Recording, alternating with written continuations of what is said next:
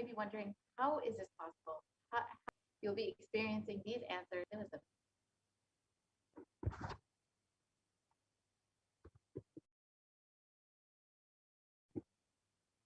Sorry for the technical.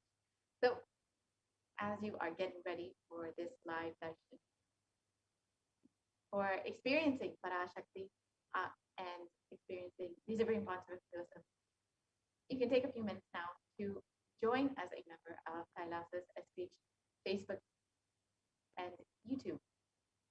So you can go ahead and visit Kailasa's SPH Nithyananda Paramashivam YouTube channel and go ahead and join as a member. You can click the join button next to the subscribe button. And once you have joined as a member, you can stay constantly connected and ask your questions during the live sessions of Bhagavan Siddheshwara and Devi Parashakti, as well as during the satsang, and ask your questions to Swamiji himself. So make sure that you are constantly staying connected and staying tuned into the channel.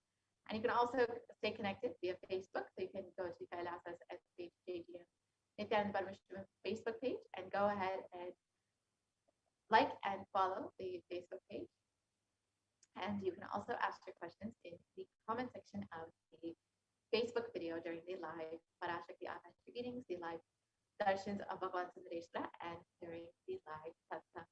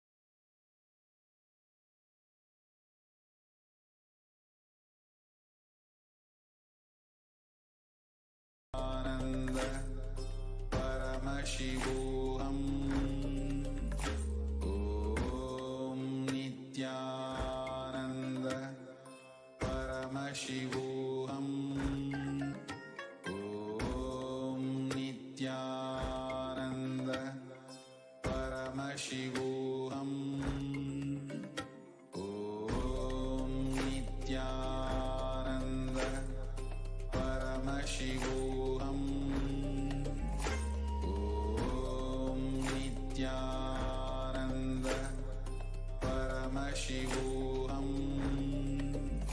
Om Nithyananda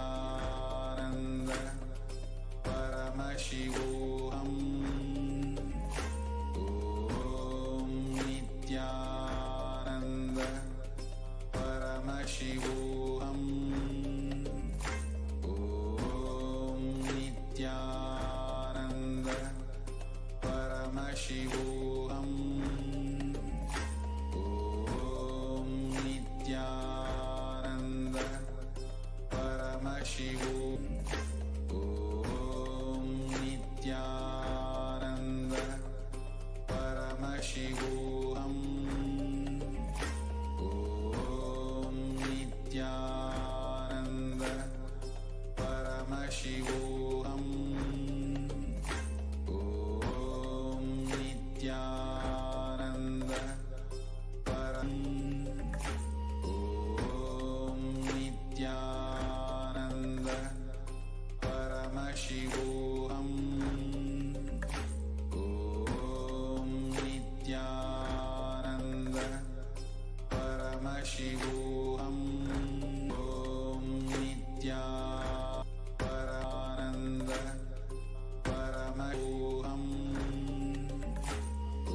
Om Nithyananda Paramashivoham. Om Nithyananda Paramashivoham. Om Nithyananda Paramashivoham. Om Nithyananda Paramashivoham. Om Nithyananda Paramashivoham. Om Nithyananda for the technical glitch. So now let us understand what is the Bhavasmati darshan. Sama means being one with Christ. And darshan means to have a glimpse of. In the Vedic tradition, the karmas of lifetime and create a deep, lasting transformation in the receiver. Darshan is the powerful, superconscious vibration that is present around an avatar at all times. He simply radiates light. The auspicious moment when the receiver is able to catch darshan becomes the moment of darshan for you, raising you to the next sphere, like hitting the reset button on your very being. So now let us understand the science behind the Bhavasmati darshan. The first thing you need to know is that divine cosmic beings are real. They manifest from Kailasa, the enlightened time-space zone, through deities and incarnations. And divine cosmic beings manifest through the Achavataras, the deities and temples, and through the Bhavasmati darshans in the Nijavataras, the incarnations.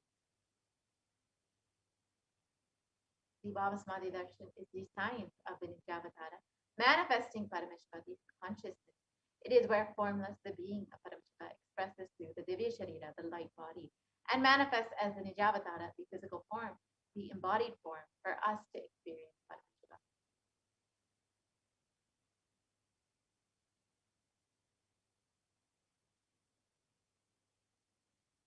So, for example, Devi Parashakti expresses through the being of Rajarajeshwari and manifests as the Nijavatara, the physical form of Devi Meenakshi.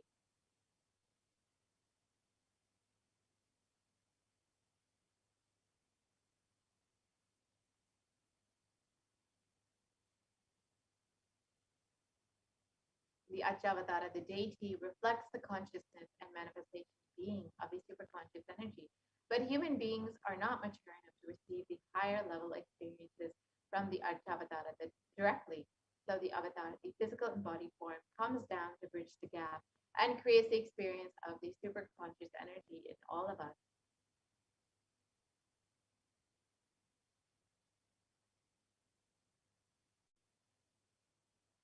The Bhavasmati darshan awakens your Kundalini Shakti, which is the latent potential energy in every human being. This influx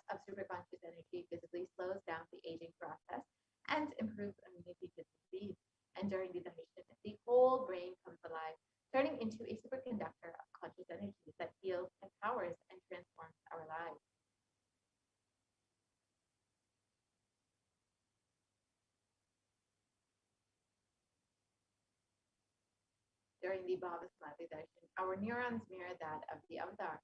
The mirror neurons activate and process all the observed movements or information of the avatar just by seeing. That is, the entire body can silently and without moving perceive what is happening elsewhere through a process of direct observation, experiencing the superconscious energy radiated by the avatar.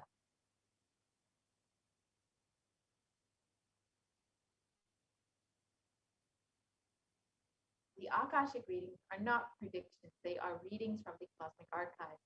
Beyond space, creation and destruction happen simultaneously, and in the dimension of time, there's the past, present, and future. And Akashic records are stored in the Akasha, the space dimension. Are clearly already recorded.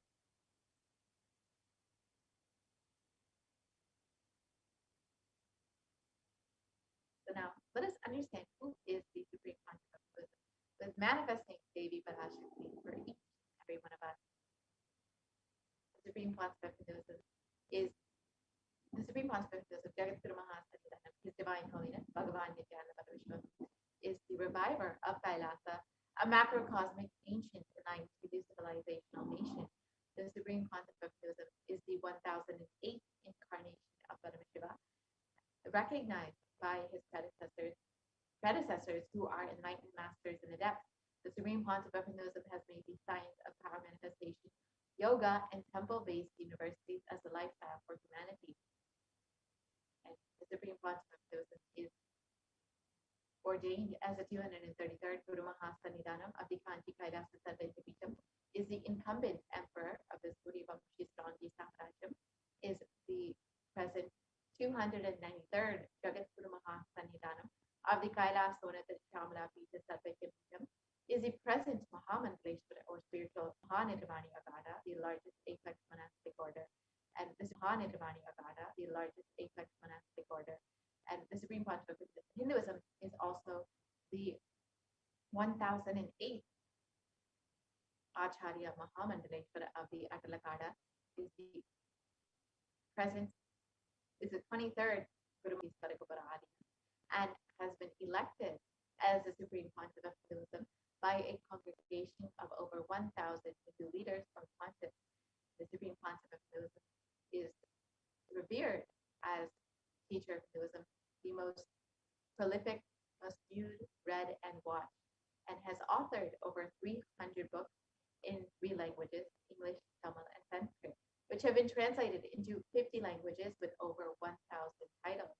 And the Supreme Consciousness of Hinduism has over 20 million copies of books and articles sold, read, and downloaded, and has over 10,000 hours of courses delivered, has enriched and enriched over 1 billion lives digitally, and is respected as a commentator of all sacred scriptures, such as the Upanishads, the Bhagavad Gita, the Shiva Sutras, the Brahma Sutras, the Yoga Sutras, the Ashtavakra Gita.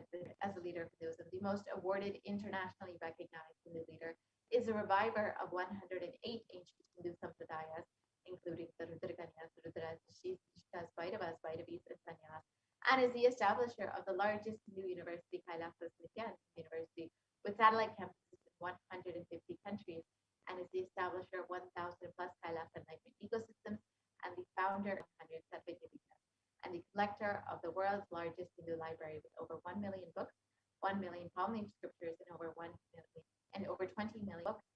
Now with this, we will be entering into the demonstration of the extraordinary power of the Nithyananda Yogis and the Nithyananda Guru Gopalasan. So we'll be entering into this demonstration very shortly. And as we are getting ready, let us understand signs of the signs of initiation.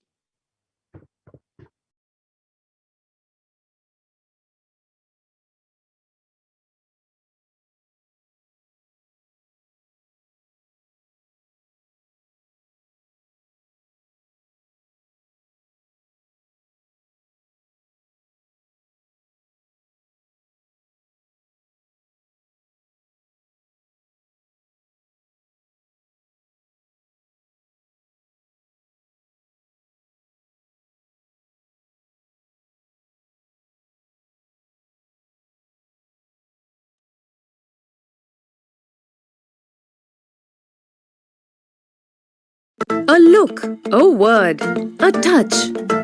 Power of initiation. Diksha is the direct transfer of spiritual energy by an enlightened being through look, word, or touch. The traditional Vedic book Navaratneshwara states, Sarvasamapi Dikshanam Muktihi Phalamakhanditam Avirodhat Bhavantyeva Prasangyastu Bhuktayaha. The main benefit of all initiations is moksha, enlightenment. As a side effect, health, wealth, leadership, and well-being happen. And in Rudrayamala Tantra, Shiva says, Devi Diksha Vihinasya na siddhihi na cha sadgatihi tasmat sarva prayatnena guruna dikshito bhavet. The one who is not should get initiated by Guru. What is the science of initiation? Neuroscience has proved that the process of initiation floods the brain with energy is the superconscious energy of Kundalini, our own highest inner potential energy. As the Kundalini flows from the thalamus to the cortex, it sets up a powerful energy loop within the brain, which awakens the latent non-mechanical which we have never used before. With increasing levels of coherence, the whole brain comes alive, turning into energies that heal, empower, transform our lives, bliss and fulfillment. Initiation creates high awareness, visualization, creativity. It also slows the aging process and improves the immune system. Kundalini awakening, healing experience, levitation, teleportation, materialization, experience through a range of exclusive programs conducted at the ashram. Nithyananda Dhyanapitham, Nithyananda Nagar, Birdi, Bengaluru. Contact 97422 03311 82774 90091. Visit www.nithyananda.org.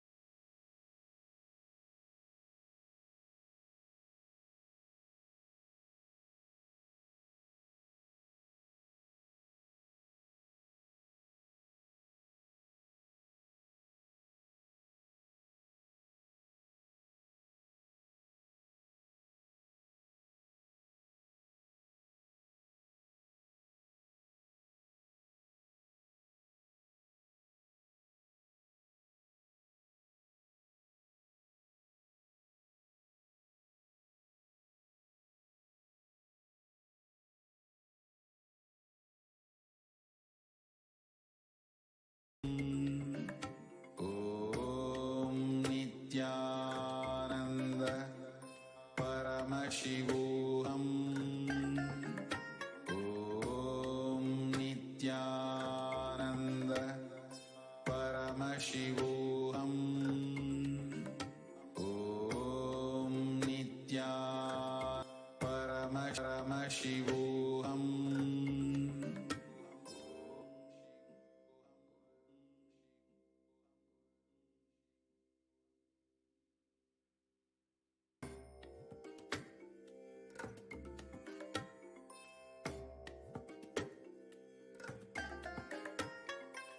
I bless you all. Let you all open all your three eyes and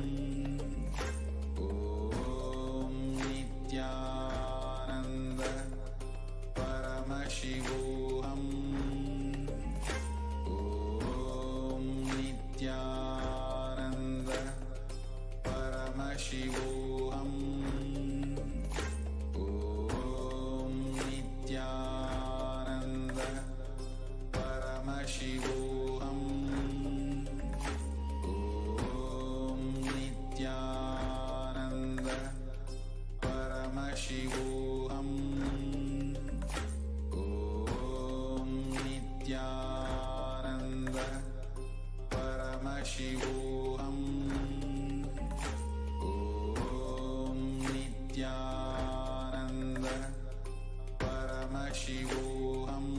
Om Nithyananda Paramashivoham. Om Nithyananda Paramashivoham. Om Nithyananda Paramashivoham. Om Nithyananda Paramashivoham. Om Nithyananda Paramashivoham. Om Nithyananda Paramashivoham. Om Nithyananda Paramashivoham. Om Nithyananda Paramashivoham. Om Nithyananda Paramashivoham. Om Nithyananda Paramashivoham. Om Nithyananda Paramashivoham. Ananda Paramashivoham. Om Nithyananda Paramashivoham. Om Nithyananda Paramashivoham. Om Nithyananda Paramashivoham. Om Nithyananda Paramashivoham. Om Ananda Paramashivoham.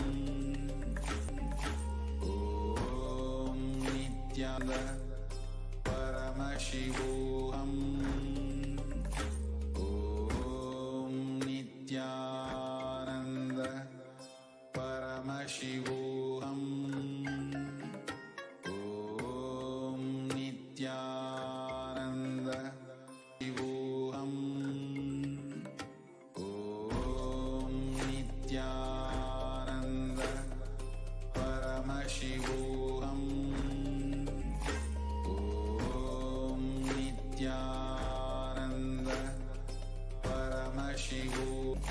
Om Nanda Paramashivoham. Paramashivoham. Om Nithyananda Paramashivoham. Paramashivoham. Om Nithyananda Paramashivoham. Om Nithyananda Paramashivoham. Om Nithyananda Paramashivoham.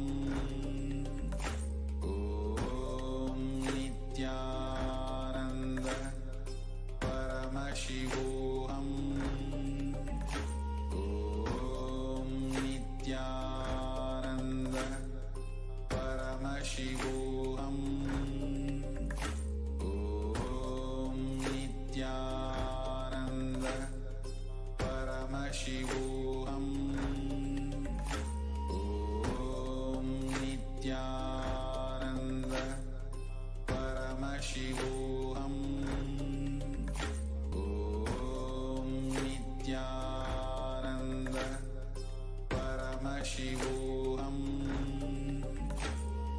Om Nithyananda Paramashivoham. Om Nithyananda Paramashivoham. Om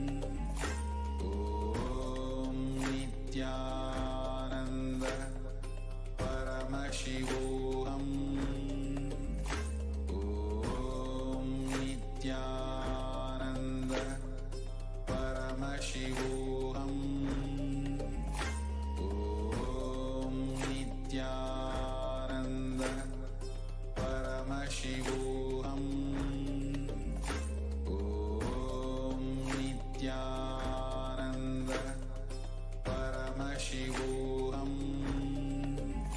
Om Nithyananda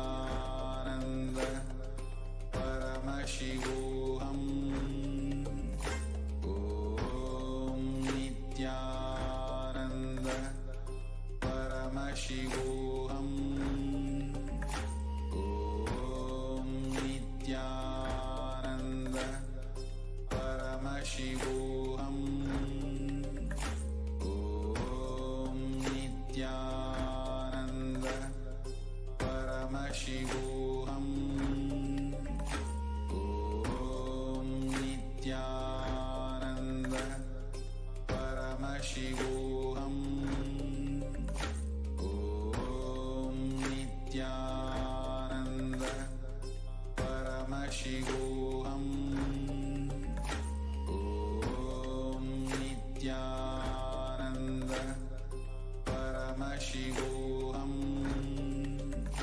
Om Nithyananda Paramashivoham. Om Nithyananda Paramashivoham. Om Nithyananda Paramashivoham. Om Nithyananda Paramashivoham. Om Nithyananda Paramashivoham. Om Nithyananda Paramashivoham. Om Nithyananda Paramashivoham. Om Nithyananda Paramashivoham. Om Nithyananda Paramashivoham. Om Nithyananda Paramashivoham.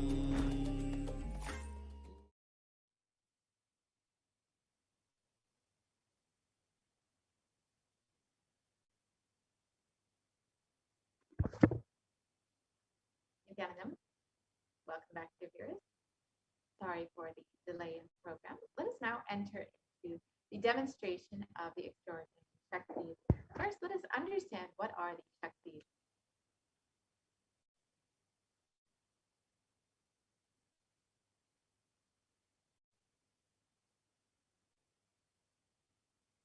The Balasans, the Nithyananda yogis, and the initiated disciples of the Supreme Pontiff of Hinduism will now be demonstrating the powers of third eye and sharing with all of us the experience of the extraordinary manifestation of the divine powers awakened in us. And in today's Bhava Samadhi darshan, all of us will be receiving initiation into the third eye awakening and various other powers with the blessings and grace of the Supreme Pontiff of Hinduism. We'll be able to manifest the power of third eye. And the third eye is the cosmic browsing center located between the eyebrows, which upon initiation, one can effortlessly express powers and see through the third eye just as you would with your normal two eyes.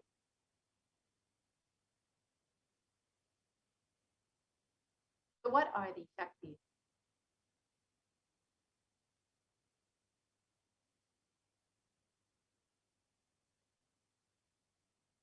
In the Veda Agamas, the source scriptures of Hinduism, Paramashivoham reveals in elaborate detail that every human being is hardwired to be able to manifest 463 plus extraordinary Shaktis or divine powers. Manifesting powers or Shaktis is described as a system, method, and science for human beings to explore the various possibilities and powers and have access to various states of consciousness. Shaktis manifest from the fundamental cognition that you are divine and that you need to manifest the divine, not that you are man and that you need to reach the divine.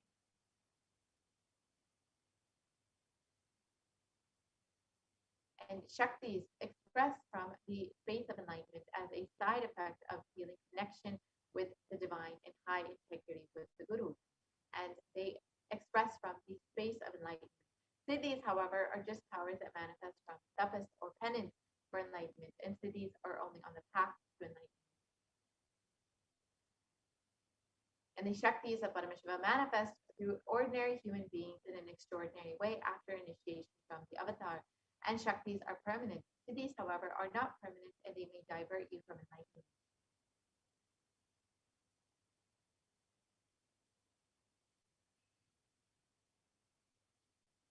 Paramashiva is the source of the Shaktis. Paramashiva is the primordial divinity in Hinduism, the ultimate reality and cause, which is self-effulgent, Swayam Prakasha, all-pervading, unchanging, beyond time, space, form, and causality.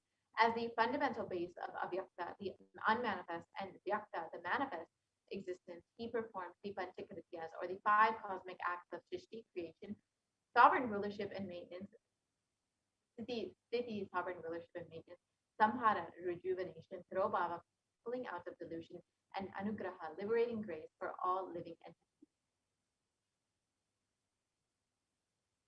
And the Supreme Concept of Hinduism, as the 1008 living incarnation of Paramashiva,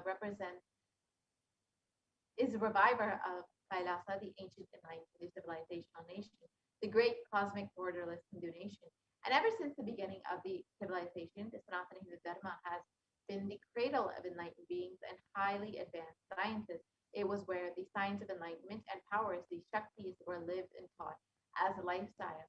For the first time in modern day, the Supreme Concept of Hinduism is reviving the yogic sciences and transmitting it to the world, and record-breaking, never accomplished before.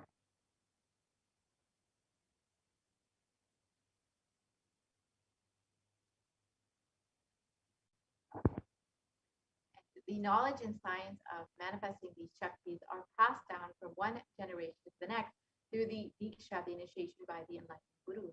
The Supreme Concept of Hinduism, being recognized as an incarnation at a very young age, was trained and taught these sciences to revive the initiations and knowledge repositories for billions to manifest the science of power manifestation from the disciplines of Vedanta, Tantra, Siddha Vidya, Shividya, Yoga, yogic powers, mantra shastra, siddha vidya, science of Aushadha, Advaita, Bhakti Yoga, Paramashivoham, and Paramashivoham. So how do we awaken these divine Shaktis in us?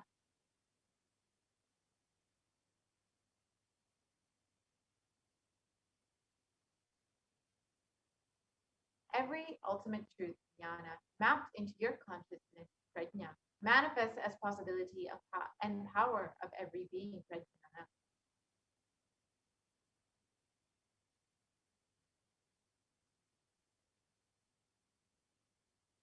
Diksha is the direct transfer of spiritual.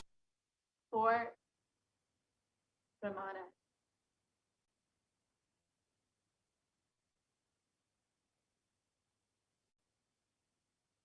Go back to the previous slide.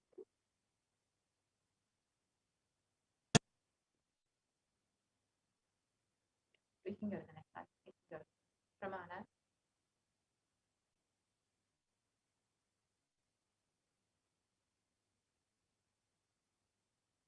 Diksha is the direct transfer of.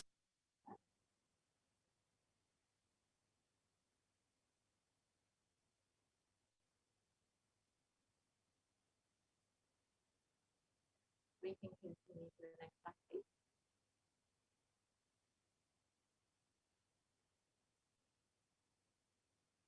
Yeah. The science of power manifestation is authenticated through four pramanas, or aspects of evidence. The Shastra Pramana, the eternal unchangeable truths revealed in the source scriptures. The Apta Pramana, the experiences and results of the Aptas, or authorities of Hinduism, the Vedic rishis and scientists. The next is the Atma Pramana, or the account of the supreme concept of Hinduism, this millennium's avatar, personal experience of the manifestation of these extraordinary powers, and the Pratiksha Pramana, or the empirical evidence from observation and scientific experimentation.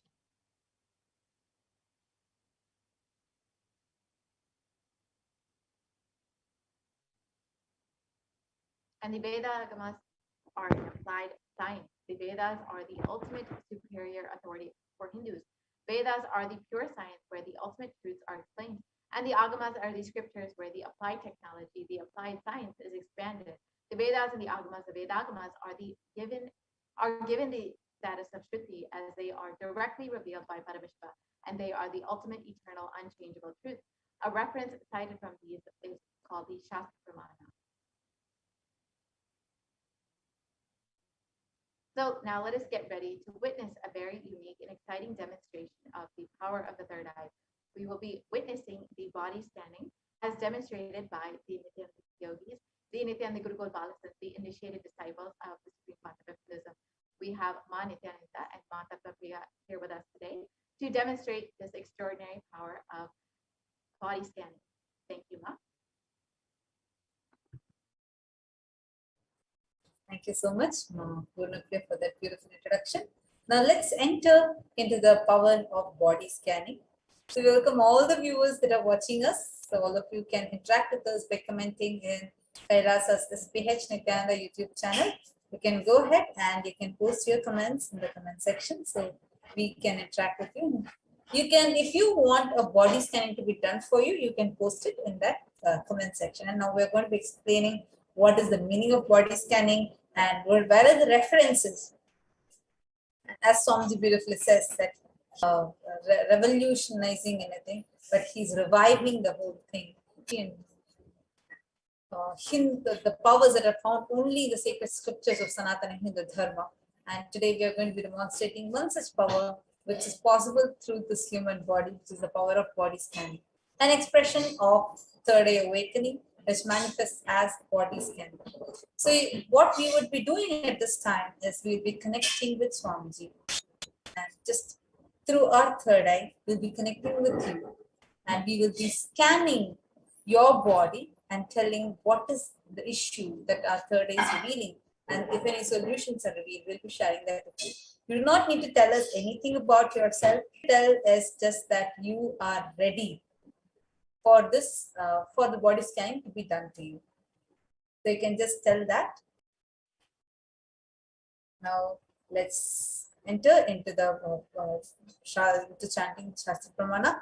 And as we are chanting the Pramanas and explaining about this power, you can post in the comment section of the HDH YouTube channel if you want to request for a body scan.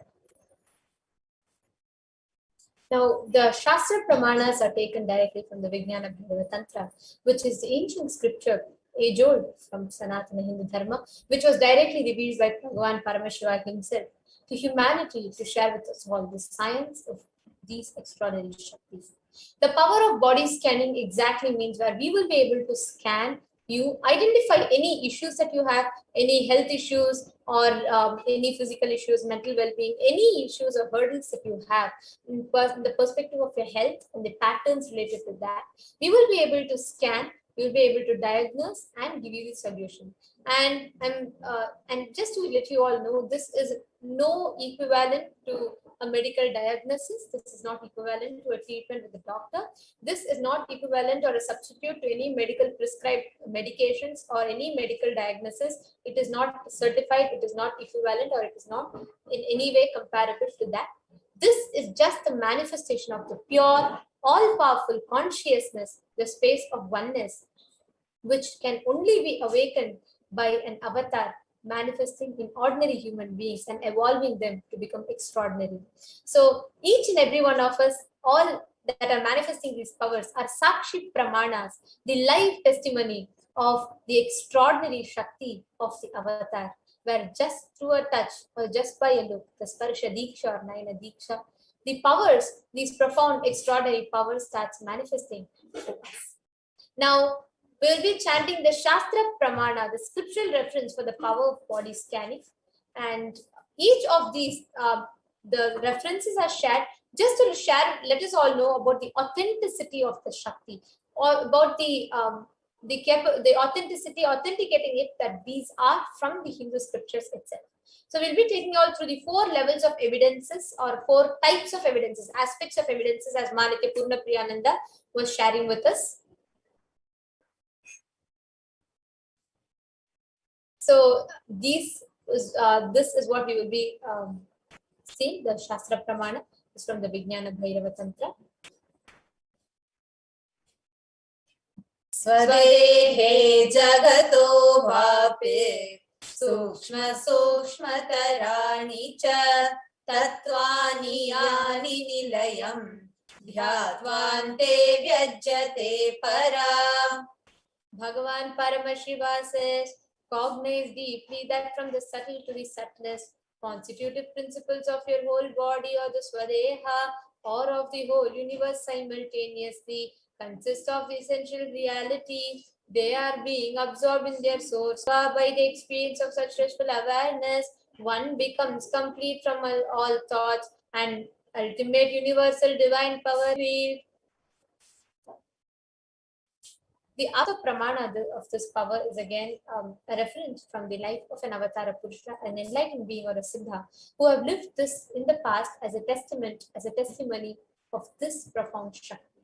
So, quoting from the stories of the life of Siddhas, the 18 Siddhas, Terayar was a Siddha and he was a very prominent disciple of Agastya Maharishi. And he was once a man who was suffering from severe headache. Came to Agastya. He had a severe brain infection and he came to Agastya. He was suffering. And Agastya does the body scanning and identifies the issue, telling that he is suffering from telling him that he's suffering from a very severe brain infection. And the cause of it also he identifies, saying it is because of terai, a type of frog sitting in that person's brain groove, which is causing these infections.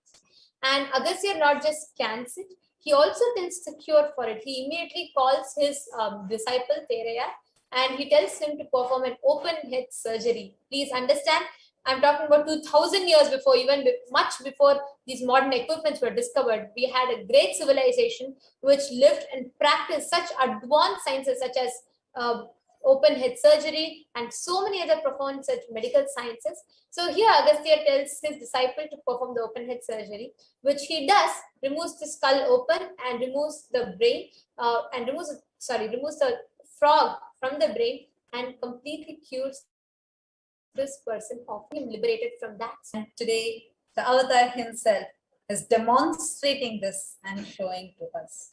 We all can see here Swamiji, the supreme pontiff of Hinduism, the avatar, beautifully exhibited, demonstrated and reminded humanity what possibility lays within man. Swamiji, as the avatar of Paramashiva, had demonstrated a beautiful leela, played a beautiful leela, where Swamiji showed how even when Swamiji had a multiple compound hand fracture, and Swamiji was literally forced to go to a surgery because his body condition was such. And even at that time, the whole surgical procedure done without a single anesthesia. And this is all video recorded and we are playing the video simultaneously for you all. It's available on YouTube as well. It was clearly recorded that Swamiji absolutely had no pain whatsoever. Not just no, completely conscious throughout the surgical procedure, talking. Swamiji, right now the bone is there poking out, but Swamiji's, nobody can believe it when they see Swamiji with that smile and Swamiji is like exhibiting that. And the first response actually when moment this happened, Swamiji was like, tell everyone not to worry. All of us can see here. It was type 1 open fracture, which normally leaves a person bedridden with hand completely immobilized and taking pain medication. And here we can see it was just shortly after Swamiji's surgical procedure. Swamiji's, even throughout the procedure, Swamiji was completely conscious, talking. And the best part was Swamiji was delivering some of the highest truths about how to live an existence without pain, how pain is a life. So this is the Atma Pramana, and today there are thousands of people initiated into this same Shakti, manifesting the power of body scanning.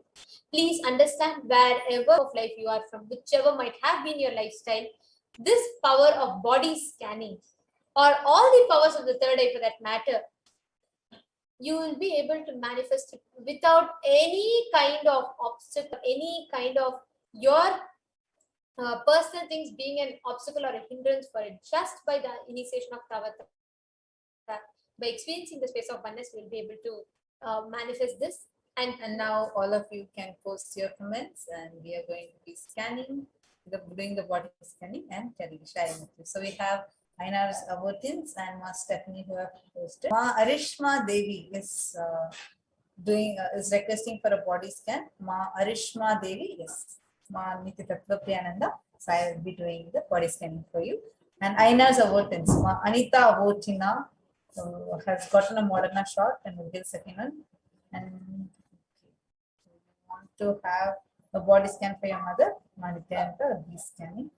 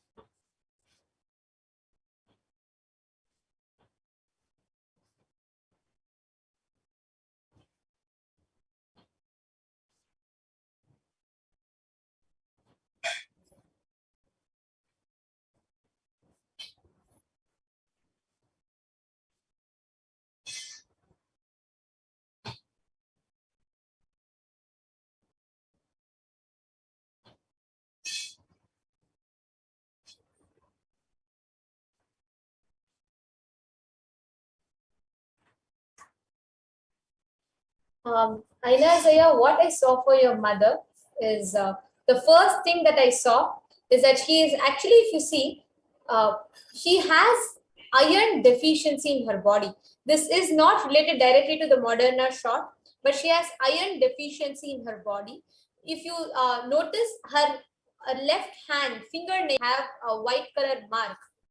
It will start forming, and she has very fragile fingernails, which easily breaks, very brittle and fragile. It will easily break. And also one more thing is she's starting to develop these dark circles.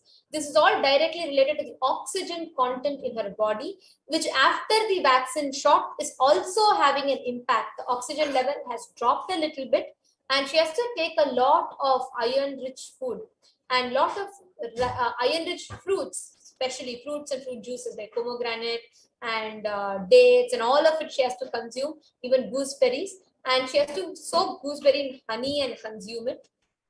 She has to consume this. She is having a lot of iron deficiency in her body right now, which directly is also impacting. She's having a drastically reduced amounts of oxygen in her body. She might feel very tired, sleepy. She might try to keep herself awake, and focus will not be there. This is one thing.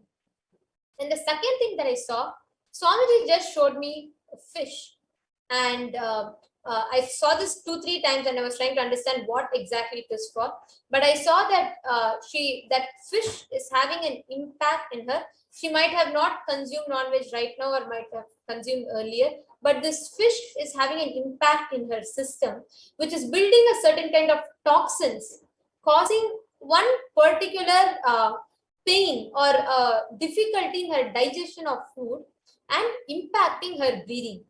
So this is the first thing. This, like, actually I saw this in quite for a long time, because I was trying to understand what this fish was shown for. But Swamiji had shown this fish 2-3 times, and this also is having a small infection which is caused in her bladder. This fish might have been consumed recently or in the early past, but this is having an impact in her body, in her whole take, and detoxify her body a lot.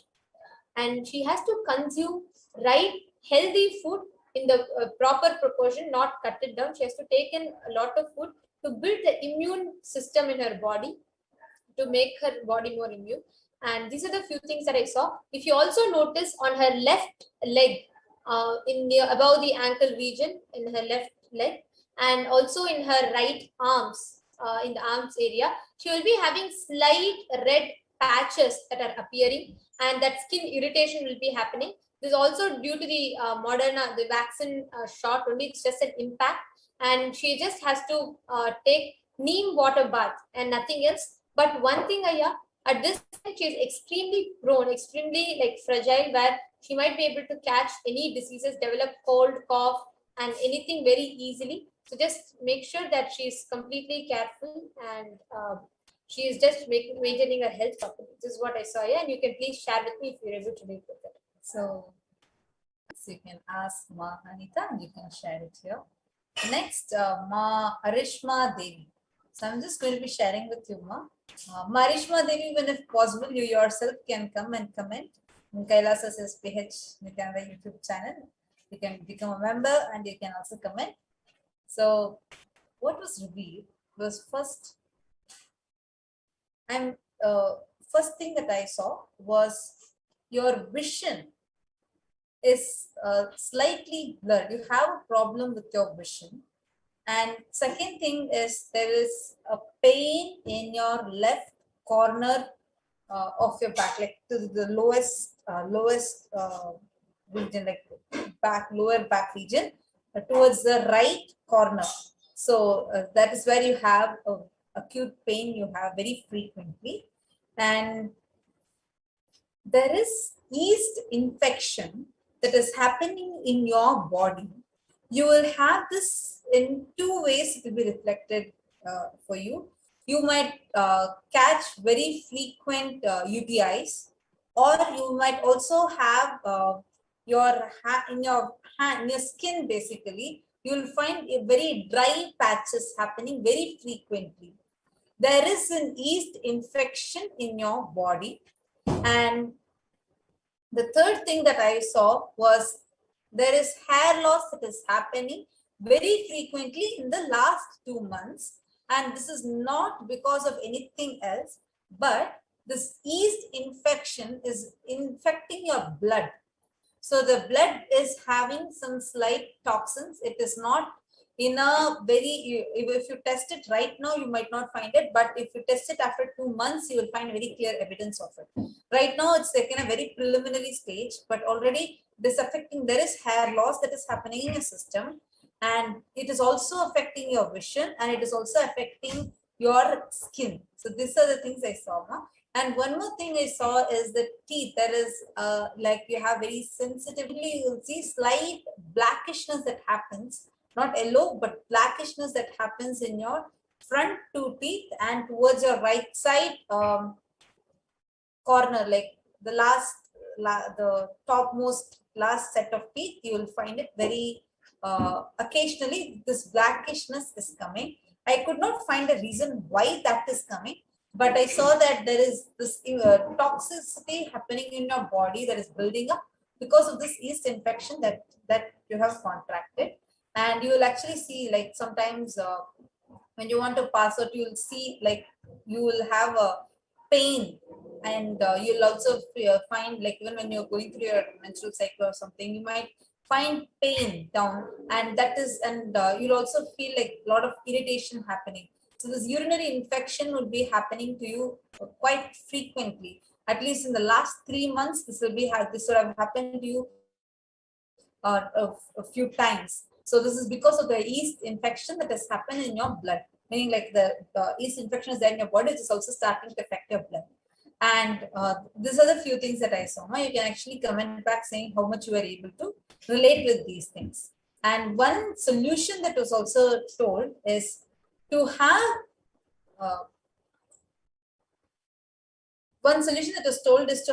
this. I'm not able to see the word clearly, but I'm seeing a leaf with very sharp blades. And I'm actually going to rescan again, and I'm going to tell you. So that leaf was shown, and we call this as arugambul. I think it is durva grass, we call it as.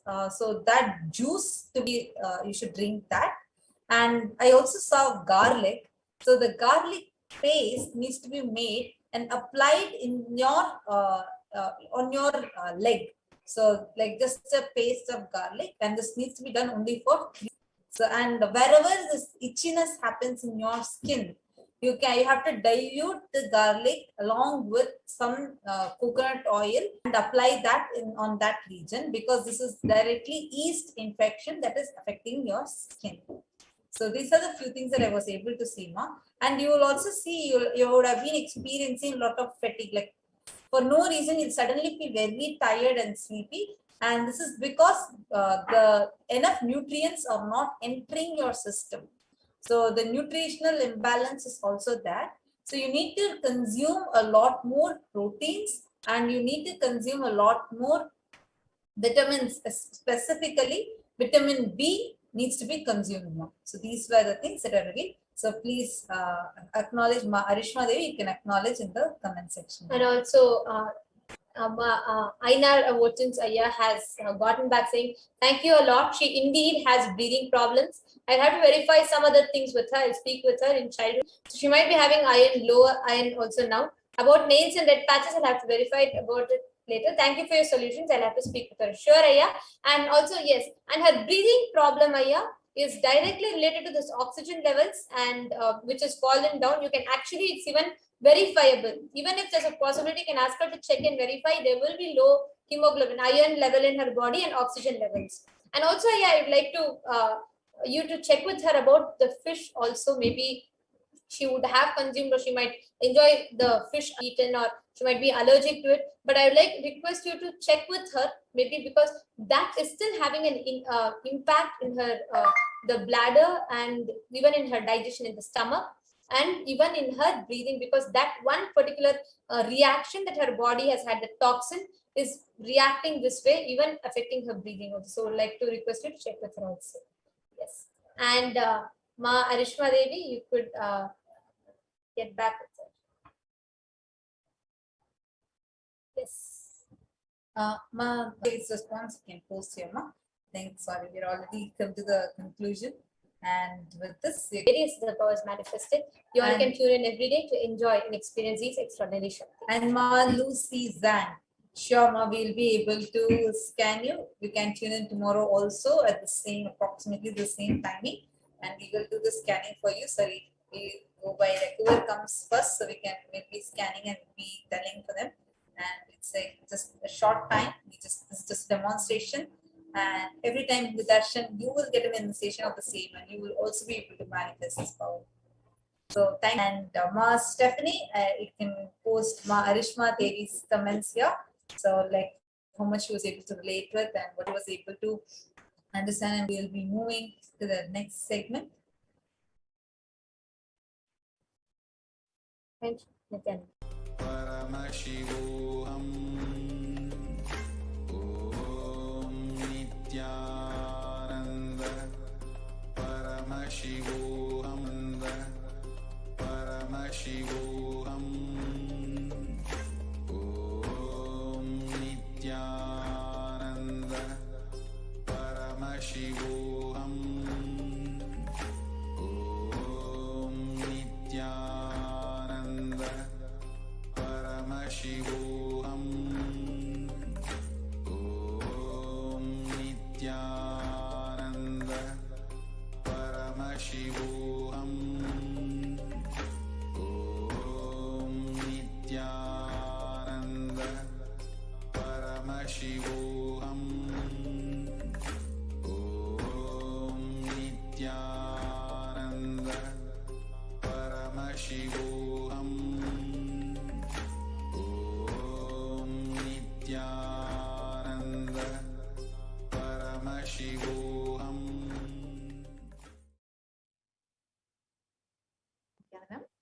Welcome back, dear viewers. Hope all of you enjoyed that beautiful demonstration of body scanning. And if you would like to have your body scanned, you are welcome to join us back tomorrow to witness the demonstration of these extraordinary powers and also have your body scanned. So now let us enter into this next segment and understand who is Devi Parashakti, the divine cosmic mother.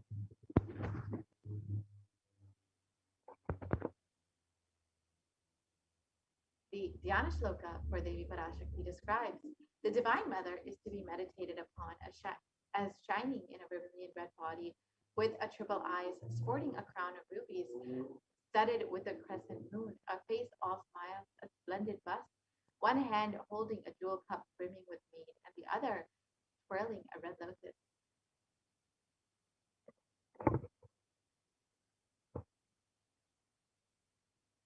I meditate on the great empress. She is red in color, and her eyes are full of compassion. She holds the noose, the goad, the bow, and the flowery arrow in her hand. She is surrounded on all sides by powers such as Enma, and she is the self within me.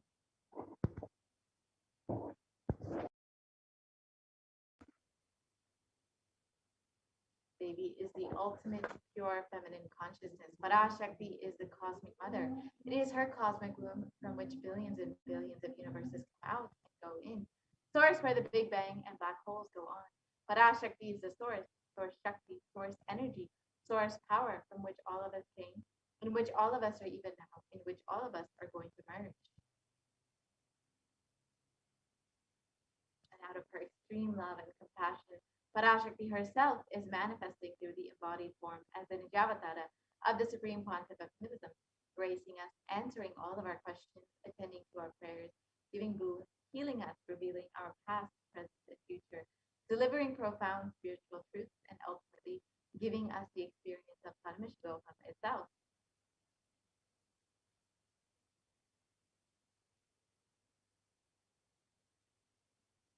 And in the words of Parashakti herself, raising in Omkara, expressing as the Vedas and Agamas, blossomed as Rinkara, built as Parashakti, living in the 40 triangle, the Kailasa Swamini, who is the Kailasa Tripura Chintamani, Parashakti, sitting as part of Paramashiva, Parameshwari, who rules the world, Paramashakti, Manormani, Meenakshi. As Nithyananda, I took Nijavatara here to give good boon to everyone, bestow all goodness, Hiranya Garbhasvarupini, Brahmandayom, Shami, Chandramauli, Rapala, Aparna, Uma, Parvati, Savitri, Navayavana, Samraj Lakshmi, Parameshwari, Parashodasi, Meenakshi. Taking the form of Nithyananda, I came here as Nijavatara. With great compassion, I am blessing. Listen, people, to do good to all of you, I took the form of Nithyananda and came down as Nijavatara. And Devi Parashakti continues on, raising in Omkara, blossoming as Shiva, Shiva manifesting as the source of existence, powers of existence, expression of existence.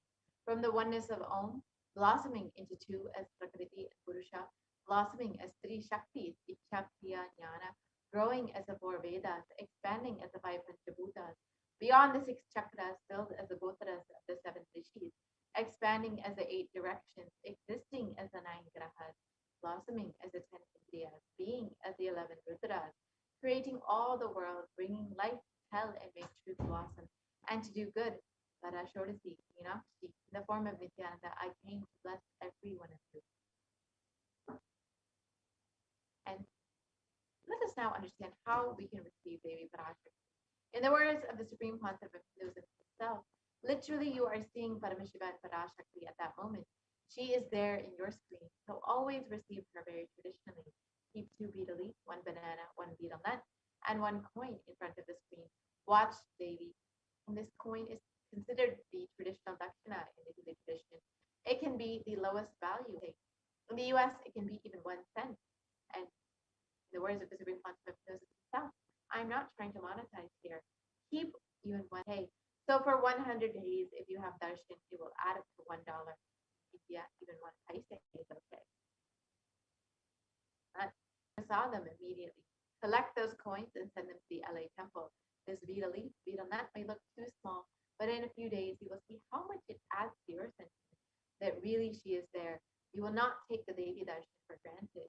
Rituals will break your monotonous, unconscious mentality and lifestyle, the powerful cognition. It will break your unconscious behavior.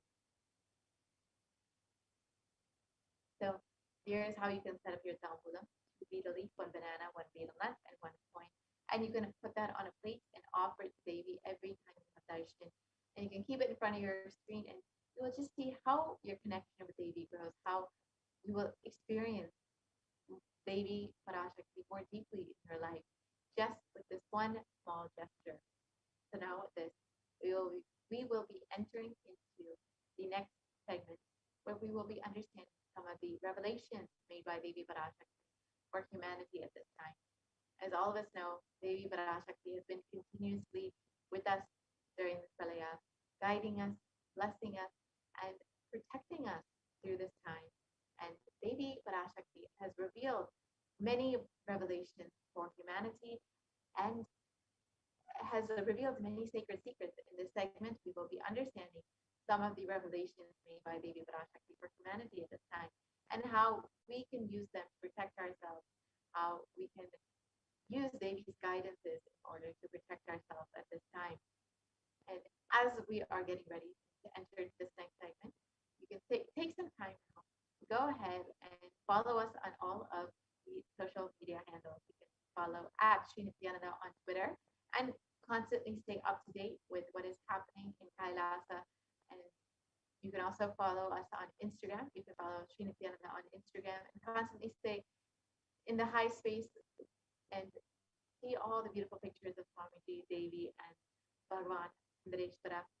And you can also follow us on Facebook. And of course, you can join as a member on YouTube and have access to exclusive content when you join as a member, as well as having access to ask your questions during the live darshans of Devi, Sundareshwara, and of Swamiji, of course. So now, let us enter into this segment and understand what Devi Parashakti has revealed about sea levels rising.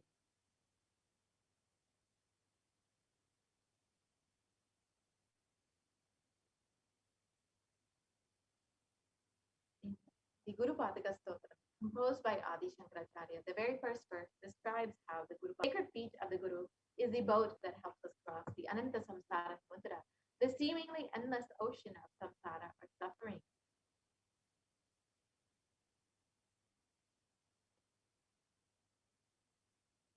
And in this verse, Adi Shankaracharya states, "Salutations to the sandals of my Guru, which is a boat which helps me cross the endless."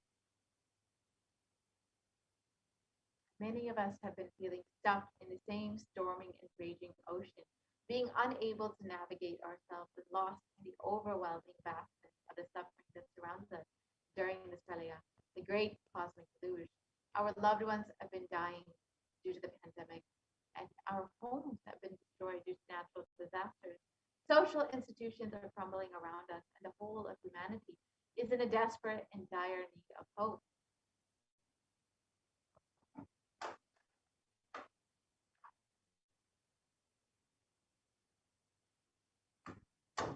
It is at this time that the Supreme Concept of Hinduism, the incarnation of the cosmic consciousness, out of his love and compassion, having taken responsibility for the superconscious breakthrough of the whole of humanity, is manifesting Devi Parashakti, the cosmic mother, and guiding, healing the whole world as literally the boat that sails us through the pralaya, the cosmic deluge. Devi Parashakti is herself manifesting through the Nijavatara and answering each of our prayers, granting boons, healing us, manifesting miracles, removing all of our pain and suffering. Devi has not just attended to us individually, but also as a humanity at large.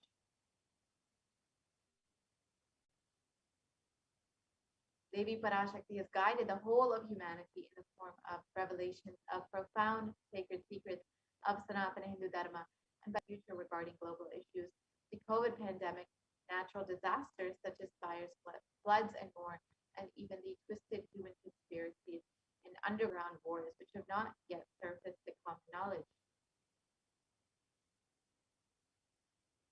In this segment, we will be elaborating on the statistical, scientific, and scriptural references of each sacred revelation, which has manifested precisely as the same guidance emerged from Devi Parashakti for us to imbibe deeply and to start following as Devi Parashakti continues to protect us until this storm ends and we are safely harbored at the shores of our consciousness. So now let us look at the revelations made by Devi Parashakti on sea levels rising, 18th of May 2021. Let us first watch the revelation.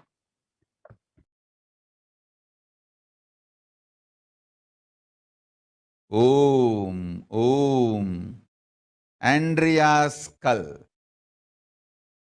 மூன்றாம் உலகப் போரிலிருந்து தப்பிக்க எந்நாடு பாதுகாப்பென்று கேட்கின்றாய், கேட்டுக்கொள் சொல்வதை எல்லாம். மத்திய கிழக்கிலே போர்,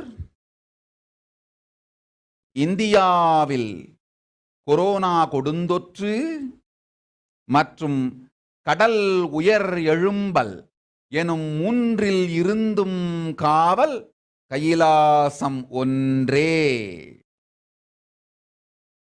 வாழ்விற்கு அதுவே நன்றே. முடிந்தால் வந்து சேர்ந்திடு. Om, Om, Om.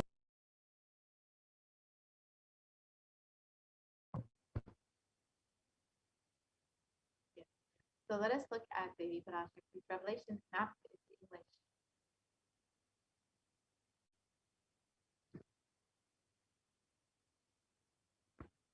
Devi revealed, you are asking which country is safe to escape from Third World War. Listen to everything which is said. War in the Middle East, deadly corona in India, and rising sea levels. Protection from all these three is one and only Kailasa. Only it is good for life. If possible, come and reach own.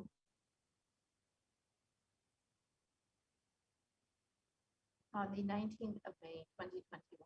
While answering the prayer of one devotee, Devi Parashakti, manifesting through the Supreme Pontiff of Hinduism, warned about the sea levels rising and the cascading effects of climate change crisis on humanity. Exactly as Devi Parashakti revealed, the very next day, on the 20th of May, 2021, the biggest iceberg broke was 70 times the size of Manhattan, posing a huge threat to humanity and causing the sea levels to rise. Let us now see the scientific articles about sea levels rising as per Devi Parashakti's revelation.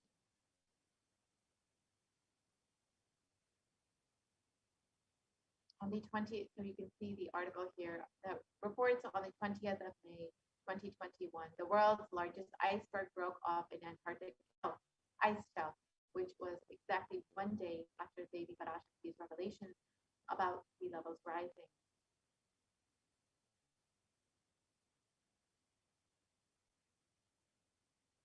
Now, let us understand a little bit more about what modern science has studied about sea levels rising and how it is projected to affect us in coming years.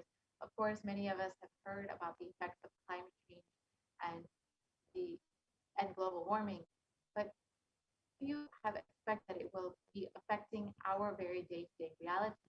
But we've seen after the Vibrashakti's revelations that it has very much affected our day-to-day reality as we've seen many natural calamities. So now let us think about this. It's stated that even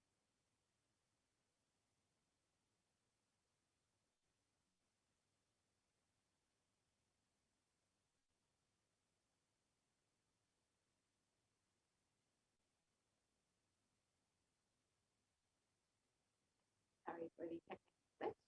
So we'll be right back with the slide. So as Devi Parashakti has revealed, the sea levels rising will be affecting everyone across the globe, especially in the coming years. And modern science is also showing things. Even under the most modest scenarios, scientists expect that sea levels rising will be affecting the Earth's coastlines in the coming centuries. Even if CO2 emissions are curbed to completely zero, we will still be seeing sea levels rise up to 1 meter in the coming centuries. And if the CO2 emissions continue at the high rate that they are right now, we can see that the sea levels rise can go up to 5 meters in the coming centuries. And of course, this will very much drastically affect our day-to-day reality.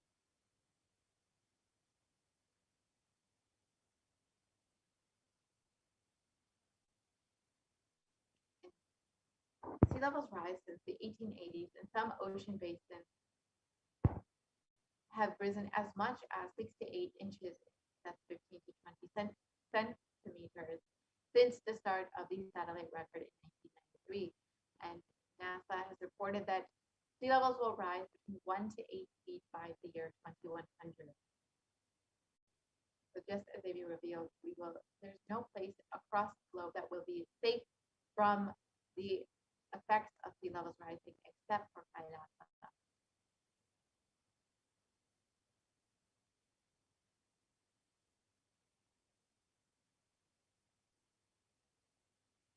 And in the United States, almost 40% of the population lives in relatively high population density coastal areas. Globally, 8 of the world's 10 largest cities are near a coast, and according to the UN Atlas. So, around 40% of the world will be affected. We can go back to, so around 40% of the US alone will be directly affected by this in the coming years.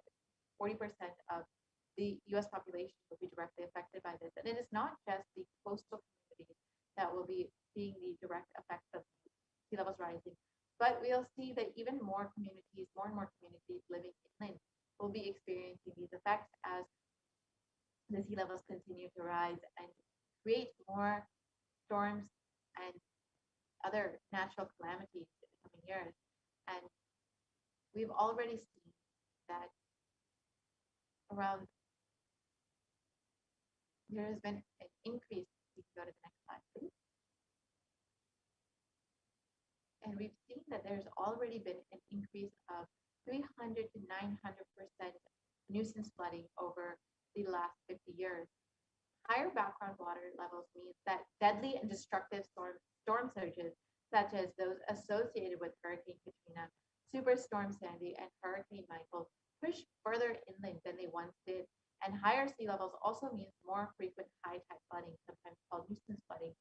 So higher sea levels means that we will see more natural calamities, natural disasters in the form of destructive storms, as well as nuisance flooding in more communities inland, which will just those. Let's understand more about the cause of course, many of us have heard that it is global warming that has caused sea levels to rise, and this is happened in two ways. First is that ice sheets and glaciers worldwide are melting and adding more ice, more water to the ocean.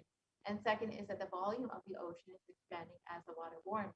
And a third, but much smaller contributor is that sea levels are rising due to the decline in the amount of liquid water on land, in aquifers, lakes, reservoirs, rivers, and soil moisture, which is shifting to the ocean. And the shift of liquid water from land is largely due to groundwater pumping. So again, due to human activity. So you can just see an example of the pattern in 1917, which you can see is a fully formed glacier. And in 2005, this glacier has almost nearly melted and it looks to be almost like grassland. You can see just less than 100 years how much this glacier has been affected. This is just one lifetime of a human being.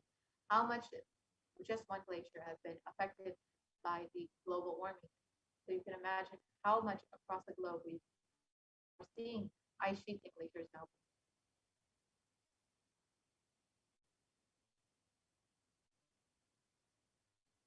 And the pace of global ice level, the pace of global sea level rise has more than doubled from 1.4 meters per year throughout most of the 20th century to 3.6 millimeters per year from 2006 to 2015.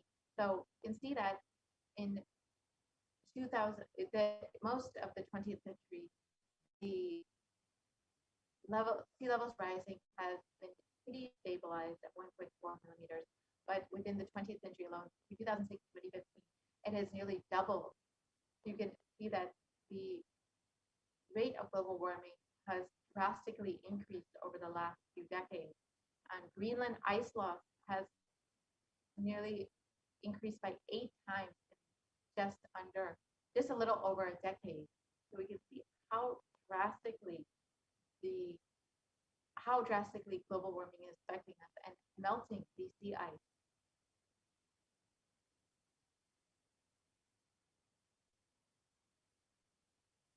And on August 2021, the UN published a code on global warming and rising sea levels. This was a few months after Devi Parashakti had revealed about the sea levels rising.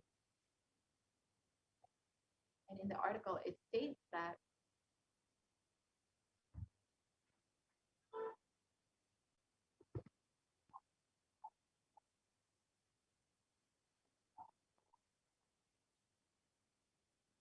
you can go to the next slide, please.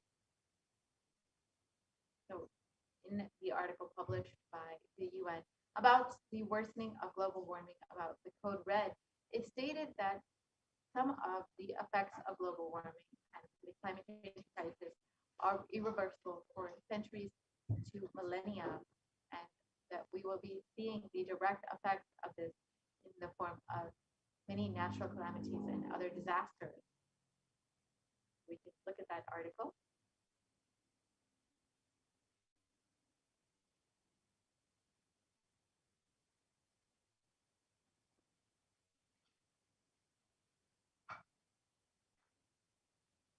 We can go to the next slide, please.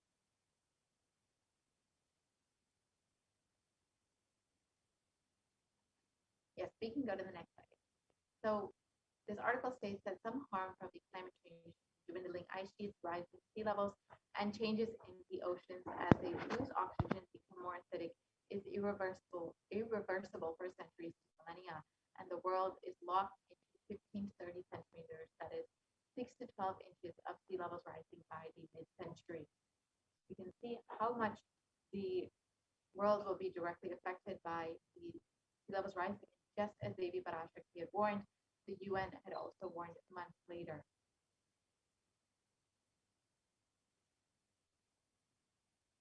And even if we are able to significantly curb emissions in the coming years, more than a third of the world's remaining glaciers will be melting, and already the world's oldest and biggest ice sheets have already melted.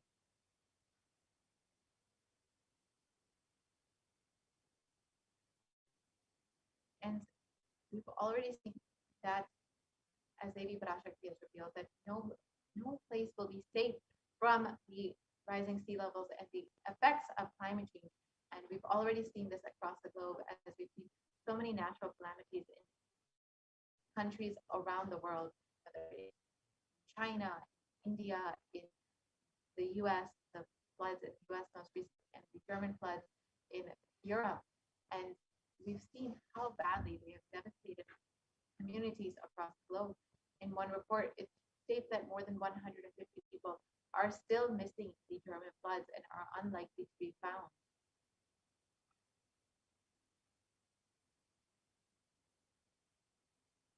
And in Science, it was reported that Europe's deadly floods have left even scientists stunned.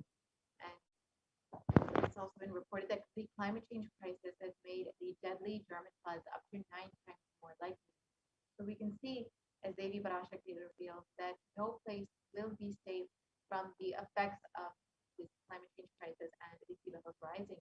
It is only Kailasa which will be protected by Devi Parashakti's grace and by the Supreme Concept himself.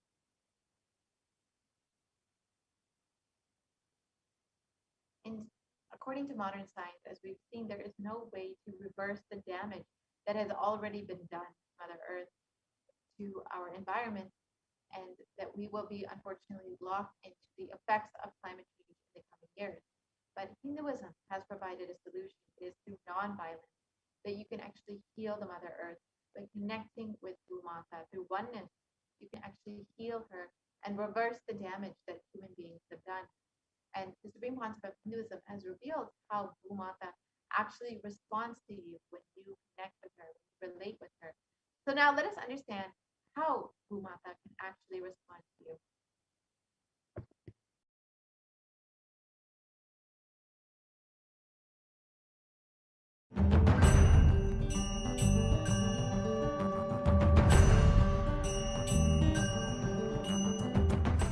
The human beings have become so distanced from the real life, are ready to explore things. We become so far away from, at least I can tell you from my experience, village boy. When I was 5 or 6, I opened all the alarm clocks in my house and I'll set it back, put it back. I don't see all that in the modern day kids. It's all about that stupid cell phone.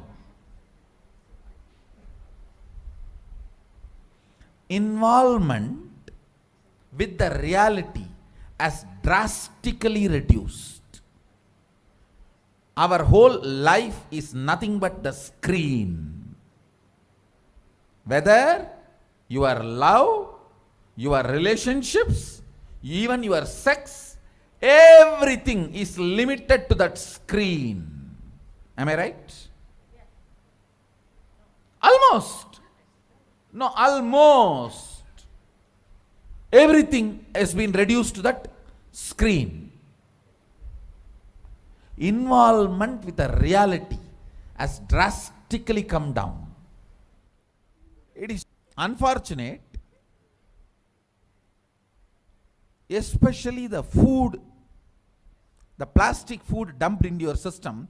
See, all the things which you eat, none of them have life. They are all not grown from life. My guru used to tell, please walk without chappal or covering your feet. Whatever grows in that land, eat, because Mother Earth records when you walk without shoes what all the ingredients are missing in your body. She records what you need for your body, nutrients or vitamins, whatever. Whatever is missing in your body, she produces in that food which grows in that land. And eat that and live. It is too mind-boggling concept. I tell you, only after I started doing it, I realized you don't need any external medicine if you know to live with the nature.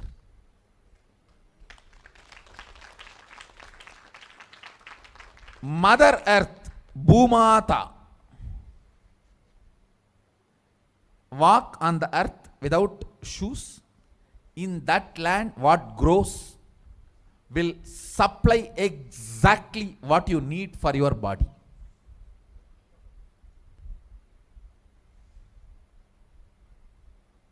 Looks too difficult to believe, but after I started doing that, I realized it. Your body does not need any other medicine, anything else. Actually,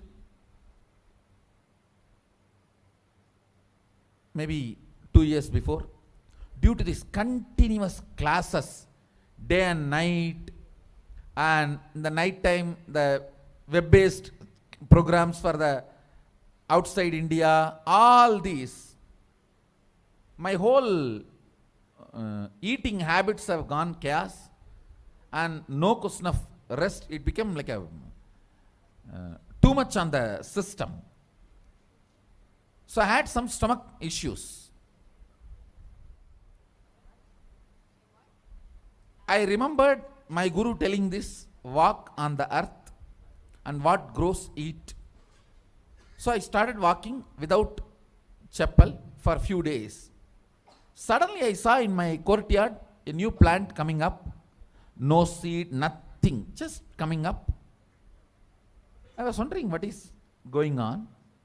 How come suddenly, between the rocks, actually, between the rocks, new plant coming up.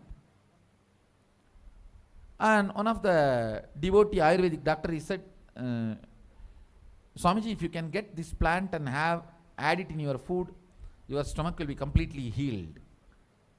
I said, where to get? When he walked into the courtyard, he said, this is the plant. This is the plant. And throughout the campus we searched, we did not find another one. Nobody knows from where the seed has come, from where the plant has come. Understand, it is not that just for me miraculously nature is doing. It is the nature's life.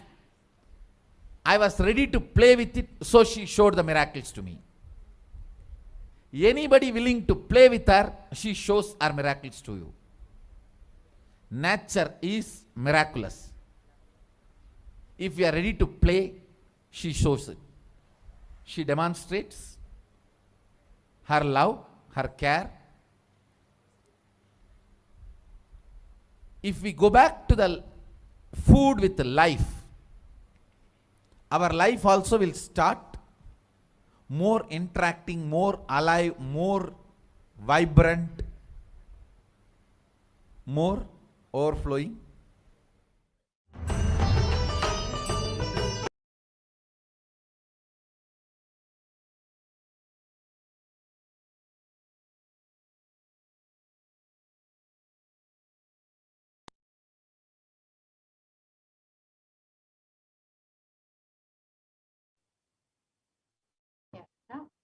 understand more about the principle of nonviolence, ahimsa, as the grand narrative of Hinduism.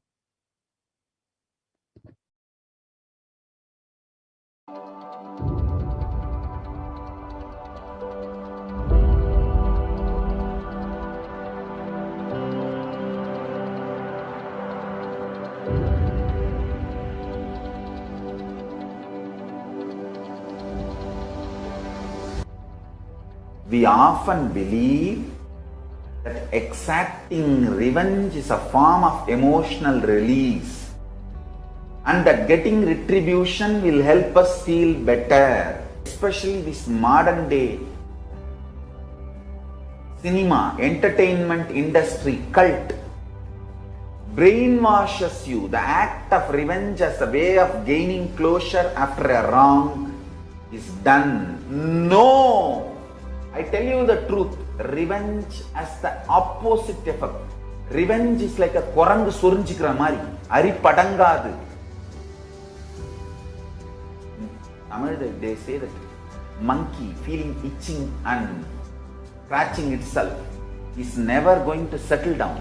Till that monkey dies, it will not settle down because it will create a wound and it will not keep quiet with that wound. That same wound it will scratch more and more. And it will be more infection, finally the monkey will die. Orangu sorinjikitadum, nama violence la vidaradum onnu. Understand? Mass media, cult, entertainment industry, TV and cinema, cult is brainwashing you, telling that revenge is heroism, violence is heroism. No, it is not. Non-violence is heroism. I tell you, in every level, non-violence as a strategy. Because you see, non-violence makes you realize more and more oneness. It strengthens the oneness. Oneness strengthens the non-violence and non-violence strengthens the oneness. You need to understand the context. Only then you will understand how this non-violence can be a successful strategy. If you miss one or two components and do it out of wrong context, it will become a mess. It will become a laziness and non-involvement. Laziness and non-involvement is not non-violence. Don't use non-violence brand and tag to justify your non-involvement and laziness. No. That's what Arjuna was trying to do in the Arjuna Vishada Yoga. He was telling Krishna, oh, why should I kill people? Why should I kill people? Let me go away and become a sannyasi. Oh, Dubukku, this fellow, when he went to do tapas in the forest also, he got married to a girl. Every time this fellow goes for tapas, whether he brings boons or not, he brings girls. Alright, no disrespect to Arjuna, is incarnation of Nara. Respect to Arjuna. Non-violence should not be misconstrued or should not be used to portray your non-involvement and laziness, boredom. Hinduism is actively enriched. World will become great place. Not only we are a non-violent tradition, we believe in consciousness. We have the science of consciousness, raising the quality of the humanity. We believe in it, we spread it, we live it. We be, live, believe. Let us all understand non-violence need to be actively lived, be lived, believed and actively enriched. Actively enriched. All I wanted all of you to know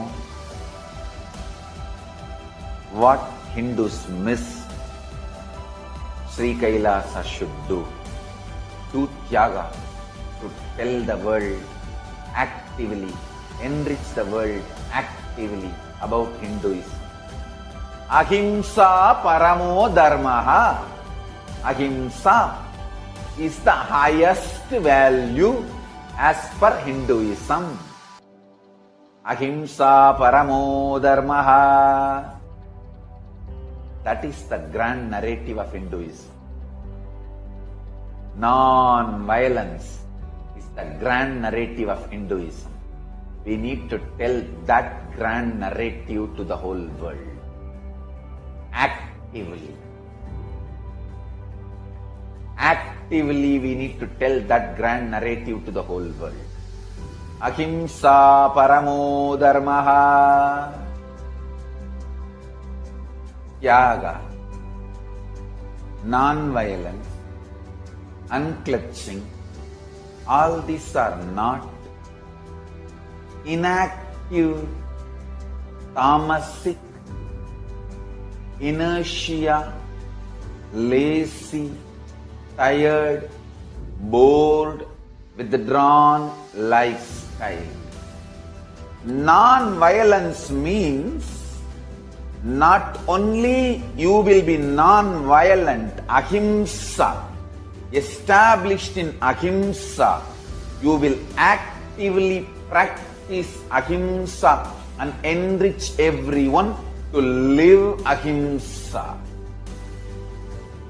You will create an ecosystem where ahimsa can be practiced with integrity. Understand? All the structures needed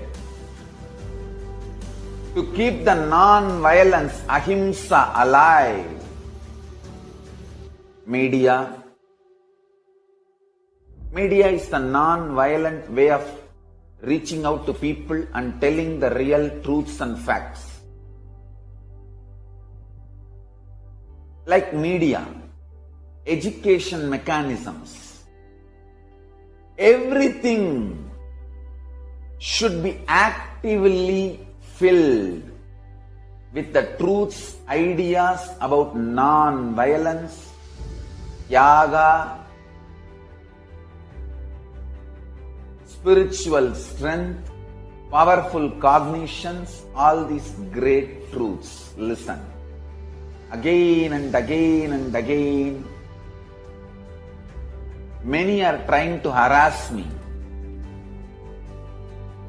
through the social media and all other way, saying, oh, you are teaching constantly non-violence, ahimsa, peace. Don't you see you are making Hindus weaker and weaker? Understand? If Hindus listen to what I am saying sincerely, they will understand I am trying to make them really stronger. Understand? Strength is intelligent way of existing.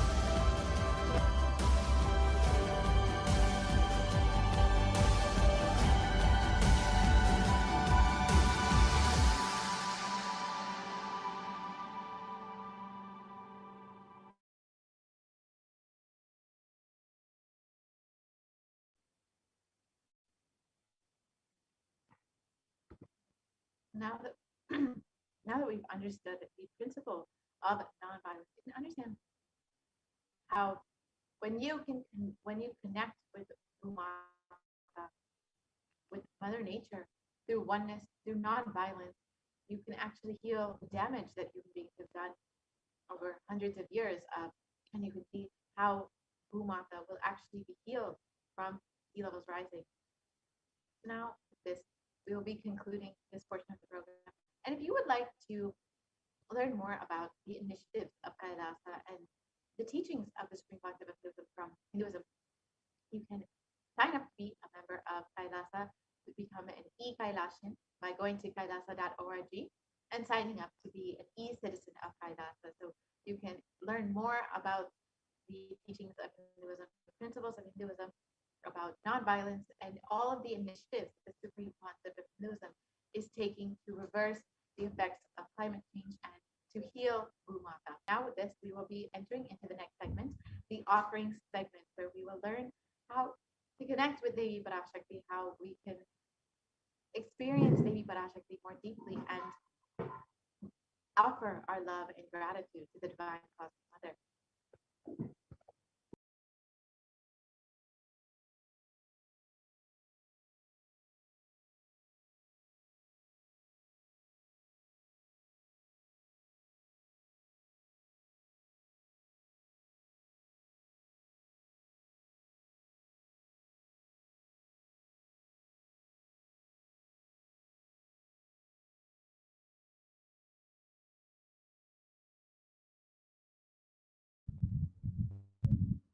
Nithyananda, and welcome back to this segment where we'll be learning about the various traditional offerings we can offer to Devi Parashakti today as we get ready to receive her darshan and blessings.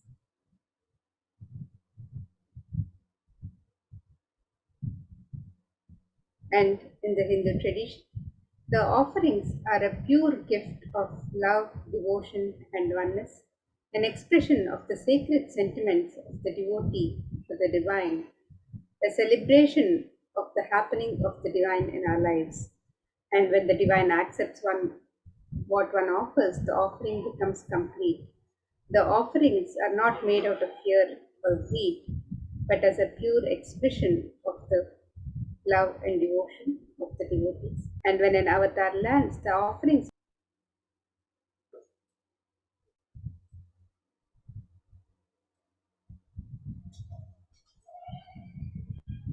So now, as we get ready to receive the darshan of Devi Parashakti and prepare the traditional offerings to welcome her, to celebrate her happening in our lives, let us look at this Dhyana Shloka which describes the beauty and splendor of Devi Parashakti. This verse is from the Moola Agama Manonmani Dhyana.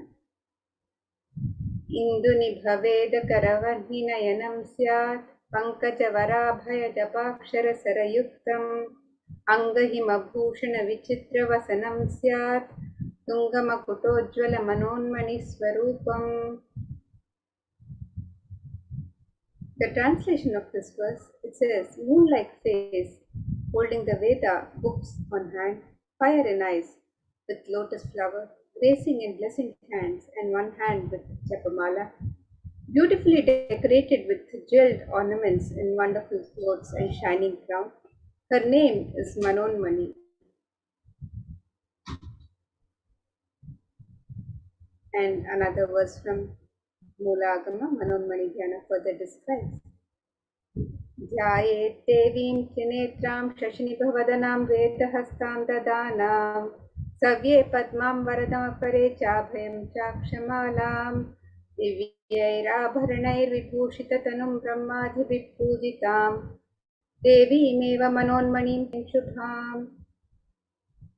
Lotus and gracing with blessing in gracing hands. She is wearing beautiful ornaments. She is worshipped by Brahma and other many gods and showers auspicious boons for all actions every day.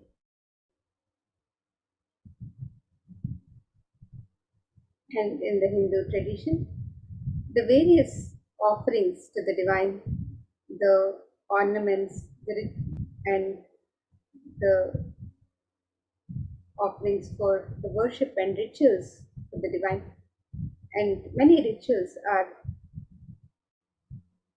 performed with the spiritual element, the divine element of gold. So let us look at the scriptural reference for the significance of the divine element of gold. This verse is from the Atharva Veda. It says, Tredhajitam janmanetam hiranyam agnirekam priyatamam babhuva somasyaikyam insitasya parapatata apamekam veda samveta ahutatte hiranyam tridastvai vishe. Translation of this verse: triply born by birth is this gold. From the atoms of Agni is one. It becomes dearest to Agni. One fell away from the Soma when it was heard. One they call the seed of virtuous and powerful Abba, the watery molecules. Let that triple gold be great spiritual significance and spiritual power of healing and enlightening.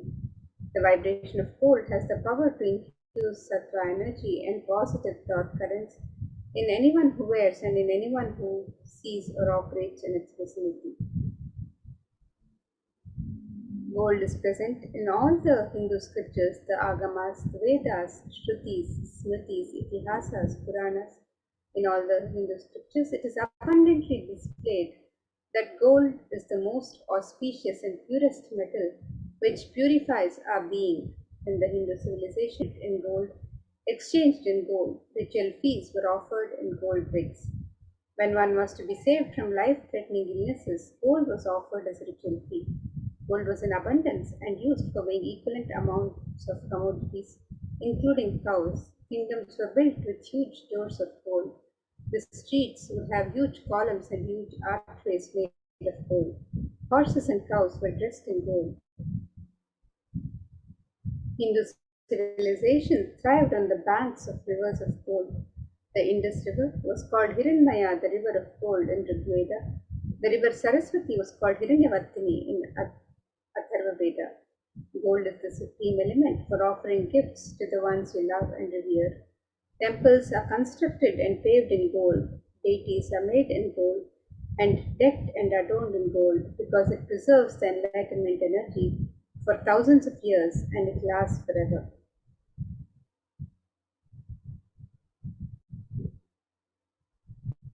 So now let us look at the various traditional offerings that we can make to Devi Parashakti today. As we get ready to receive her darshan, first is the e-hundi offerings, which is similar to the hundi offerings in any temple. With the e-hundi offerings, you can make an offering of any amount and in multiple currencies. And Devi is described as Bhakti Priya, the one who is fond of true devotion. So let us look at this verse which describes Devi Parashakti. It says, Bhakti Priya, Bhakti Gamya, Bhakti Vashya Bhayapaha, Shambhavi, Sharadharadhya, Sharvani, Sharmadaini. The translation of this verse, it says, Devi is fond of true devotion and is realized through true devotion. She can be won over through true devotion and she removes all fear.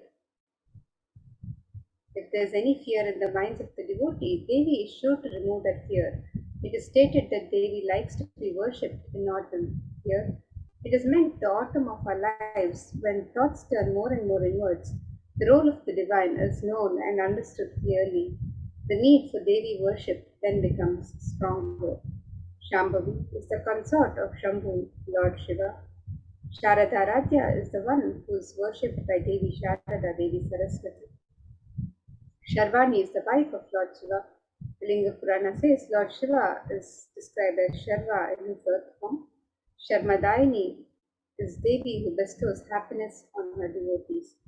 And you can make your offering of gratitude and devotion to Devi Parashakti, your kanika to Devi Parashakti through the e-hundi offerings. And you can make this offering on the website www.kailasamailer.com/sevas, and the offering can be made in multiple currencies and in any amount of rituals. And the next offering is the Sankalpa chanting, which is the offering of the conscious resolution to the divine. This verse from Devi Mahatmya chapter 12, verse 34 describes Tayaitan mohyate vishwam shaiva vishwam prasuyate saya chittata vijanam krishta vritim prayaschati. The translation of this verse, it says, the goddess enchants this universe and she herself gives birth to this universe. That goddess, being prayed without interest in anything, gives that knowledge that leads to salvation and gives wealth in the materialistic sense. You can make the offering of the Sankalpa, the conscious resolution, and be blessed with the fruition of all the desires and wishes that you yearn for.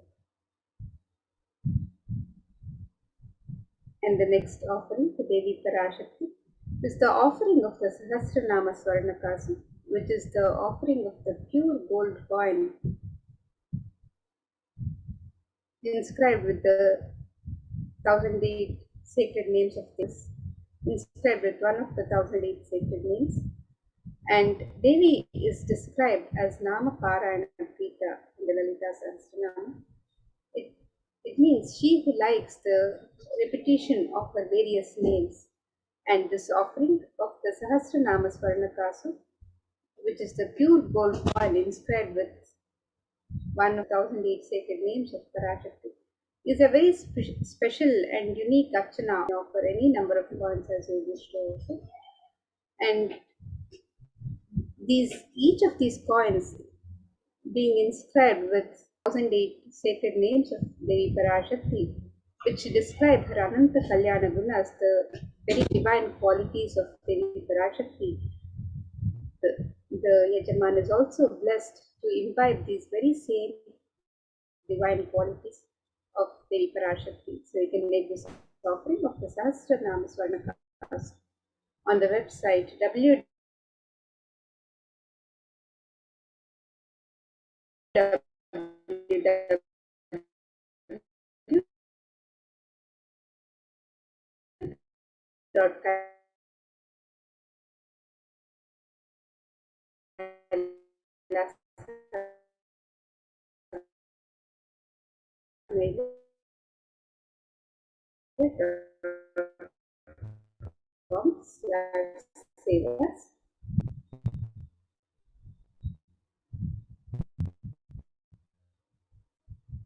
The next offering to Devi Parashakti is the offering of the Mukta Anguti, the gold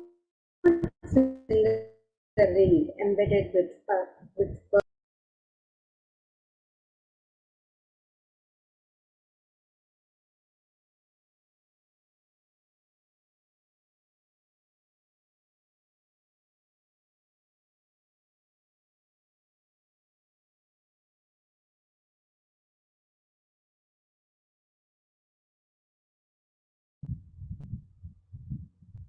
We apologize for the technical glitch, and we're welcome back to this segment where we're describing the various offerings to Devi Parashakti. So the next offering to Devi Parashakti is the offering of the Mukta Anguti, the pearl finger ring, the gold finger ring embedded with pearl. And Devi is described as the one who is adorned with pearls and jewels. So let us look at this verse which describes Devi's beauty adorned with garlands of pearl. It says, Muktahara lasat kirita ruchiram purnendu vaktra prabham Shinjannu kinkini manidharam padma prabhabhasuram Sarvabhita phalapradam girisutam vani rama sevitam Meenakshim pranatosmi santatamaham karunyavaram nidhim. The translation of this verse, it says, I bow to the goddess Meenakshi, whose crown has garlands of pearls and the face shining like a full moon, who wears anklets that are studded with gemstones and has small bells, who is shining like the splendor of lotus, who grants all the wishes, the daughter of the mountain, who is worshipped by goddesses Vani and Rama. I remain ever bowing to the goddess Meenakshi, the ocean of compassion. And you can make this offering of the pearl finger ring, the Mukta Anguti, to Devi Parashakti, and receive by her compassion and pure love in all your business endeavors. And this offering can be made on the website www.kailasamailer.com/savas.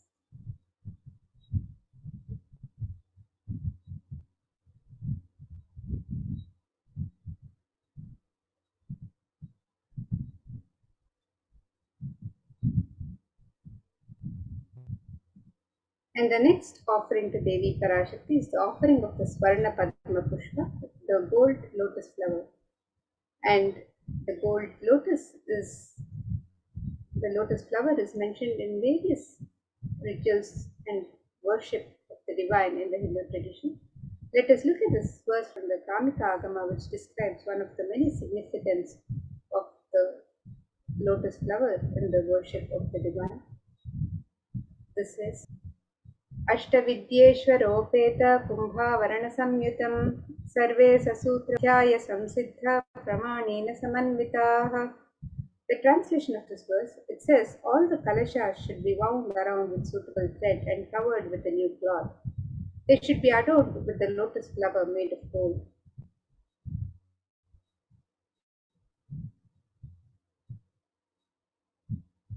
There are hundreds of scriptural references for using the lotus flower in the worship of Paramashiva in the Hindu tradition.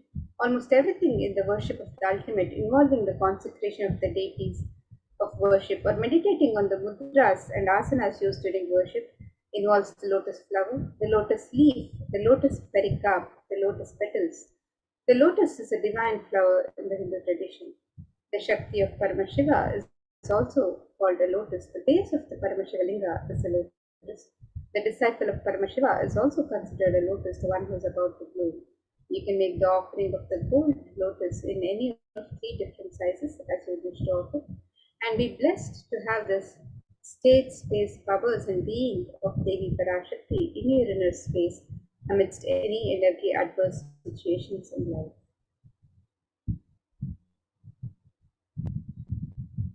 The next offering to Devi Parashakti is the offering of the Swarna Metti, the gold tori. And this verse from the Saundarya Lahari describes the beauty of Devi Parashakti. It says, Nakadhititi Sanchanna Namajjanatamo Guna Padadvaya Prabhajala Parakrita Sarorubha. The translation of this verse, it says, you whose brightness from the toenails destroy the darkness of ignorance from the minds of the devotees who prostrate at your feet. You whose brightness from your 2 feet overpowers that of the lotus flower too.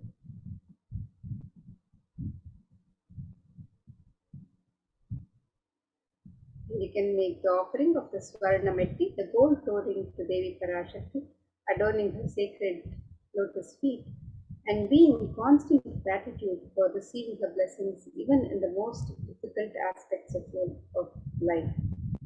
You can make this offering of the Swarna Metti on the website www.kailasamela.com/sevas.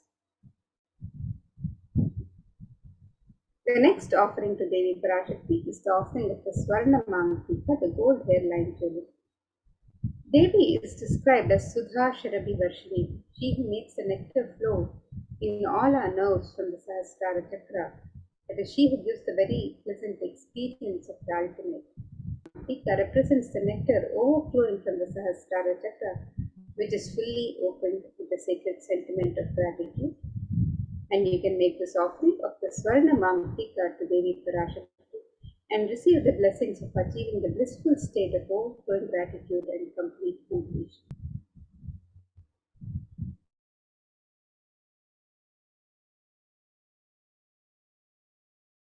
The next offering to Devi Parashakti of the Pratyaksha Pada Puja. And this verse from Saundarya Lahari describes that the illumining splendor of Devi's toenails dispel the darkness of ignorance and the devotees prostrating at her feet. Her feet defeat the lotus in beauty. And it further states that the toenails of Devi Parashakti have been sharpened by constantly being touched by the crowns of celestial beings who always prostrate before Devi. And Tamoguna, which is indicative of the ignorance in the minds of the devotees, is removed by constantly prostrating before Devi, and they attain the supreme knowledge. So you can make this offering of the Pratyaksha Pada Puja to Devi Parashakti and be blessed with all the auspiciousness and blessings of Devi Parashakti and the supreme point of Buddhism, Jagadguru Mahasannidhanam, His Divine Holiness, Bhagwan Sri Nithyananda Paramashivam, who is the Nija avatar of Devi Parashakti herself. So you can make this offering of the Pratyaksha Pada Puja, the traditional offering of gratitude and devotion from disciple to Guru. And make this offering on the website www.kailasamela.com/sevas. This is the Vastra Seva, which is the offering of the sacred cloth. And you can make this offering to Devi Parashakti and have her continued blessings and protection during all the times of life. So we make this offering and be blessed with all the auspiciousness and blessings of Devi Parashakti and the supreme point of Hinduism, Jagadguru Mahasannidhanam, His Divine Holiness, Bhagwan Sri Nithyananda Paramashivam.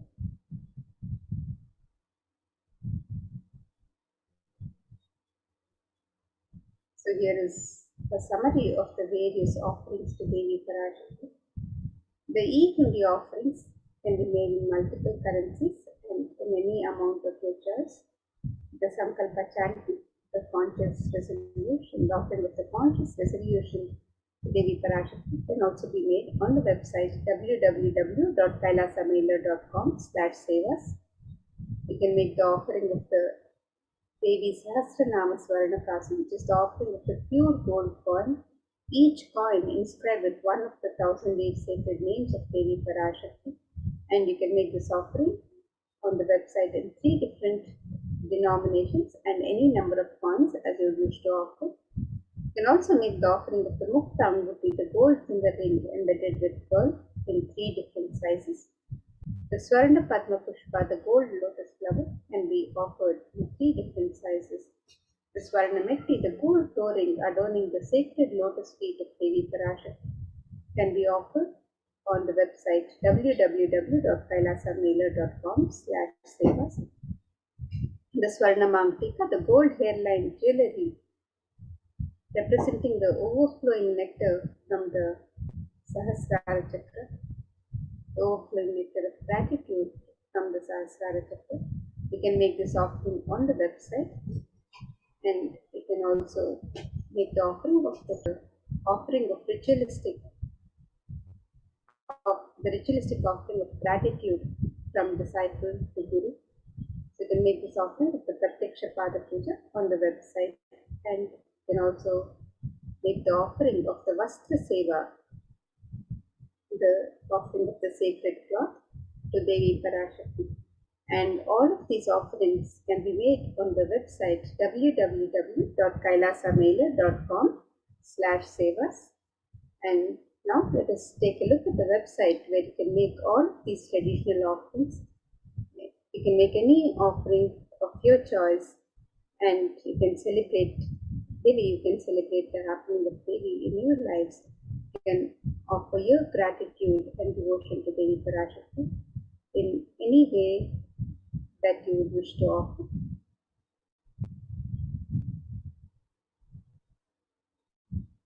So here is the website where you can make all the traditional offerings to Devi Parashakti. www.kailasamailer.com/sevas. On the page, and click on the links on step 2 to make your offerings. You can click on the link on step 2 to make the traditional offerings of ornaments or sevas. You can also click on the link for e-Hindi to make the e-Hindi offerings. Also, if you would like to make an intention to make an offering today, and you would like to receive the blessings of Devi Parashakti to manifest your intention into reality, you can to Devi Parashakti, and you would like to fill out the Sankalpa details, the conscious resolution for yourself and your family members, the names of yourself and your family members. You can fill out this form on step 3. So let us now look at the links to make the offerings. You can make the e-Hindi offerings in multiple currencies: the US dollars, the Australian dollars, the New Zealand dollars, the Canadian dollars, the euros, the Indian rupees, the Singaporean dollars, the Malaysian ringgit, the Great Britain pound, and the Chinese yen. And you can make this offering in any amount of your choice. Additional offerings of ornaments and sevas can be on the website also. In of the 1,008 sacred names of Devi Parashakti. This offering can be made in 3 different denominations and any number of coins. You can make the offering of the gold finger ring embedded with pearl. You can also make the offering of the gold lotus flower in 3, and the Swarna Mangtika, the gold hairline jewelry representing the overflowing nectar of gratitude from the Guru, which is the most sacred and one of the most favorite offerings of each disciple. You can make this offering of the Pratyaksha Pada Puja on any day of your choice, anytime you want to celebrate the happening of Guru in your life. You can make this offering of the Pratyaksha Pada Puja. Vastra Seva, the offering of the sacred cloth, Devi Parashakti. You can make this offering on the website www.kailasamailer.com/sevas. So here Again, it is the website kailasamela.com/status where you can make. We'll be moving to the next segment where we'll be learning more about the various facilities being made available for the care and well-being of humanity through the de facto spiritual embassies of Kailasa. And let us learn more about these various facilities as being guided by the Supreme Pontiff of Hinduism himself. Thank you, Mother Amazing Nithyananda. Thank you, Ma Amrita. Nithyanandam, everyone. Welcome back to this segment of the Kailasas, COVID Care Protection Centers, and Kailasas contributions with the blessings of the Supreme Pontiff of Hinduism, Jagadguru Mahasannidhanam, His Divine Holiness Bhagwan Nithyananda Paramashivan's blessings. Let's start with the Sadguru Vandanam.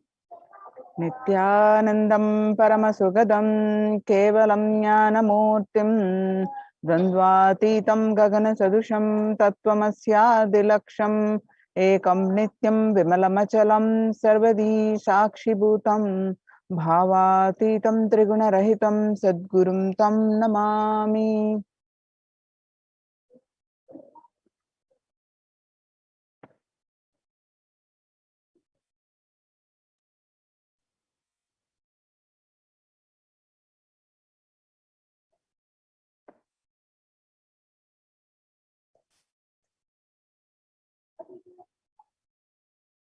So what we learn from this segment today is concerning statistics on the mental health and the global peace across the world due to the COVID-19 pandemic. See, what are the Supreme Pontiff of Hinduism and Kailasa's contributions for the global peace? Supreme Pontiff of Hinduism, spiritual solutions for the COVID-19, and Kailasa's COVID Care Protection Center, some glimpses, and why temple-based ecosystems. UN recognizes Kailasa's contributions and join the Kailasa's COVID Care Protection Center. The crisis that we are under. Today, people around the world are trying to grapple with the grim reality that the pandemic is far from over. The aftermath of the current calamity promises to be much more devastating. The greatest economics of the world are facing disastrous futures. Countries are facing off each other in deep mistrust. Now let us see current news. Australia reported a new record number of 2,400 new locally acquired infections reported nationwide, and the figures are passing the 2,000 in a single day for just the second time.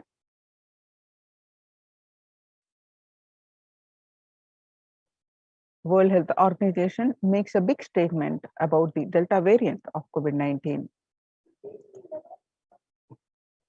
COVID-19 has now killed more Americans than the influenza pandemic of 1918 to 19 did. The 1918 to 19 influenza pandemic infected about 25% of Americans and killed an estimated 0.65% with 676,000 deaths.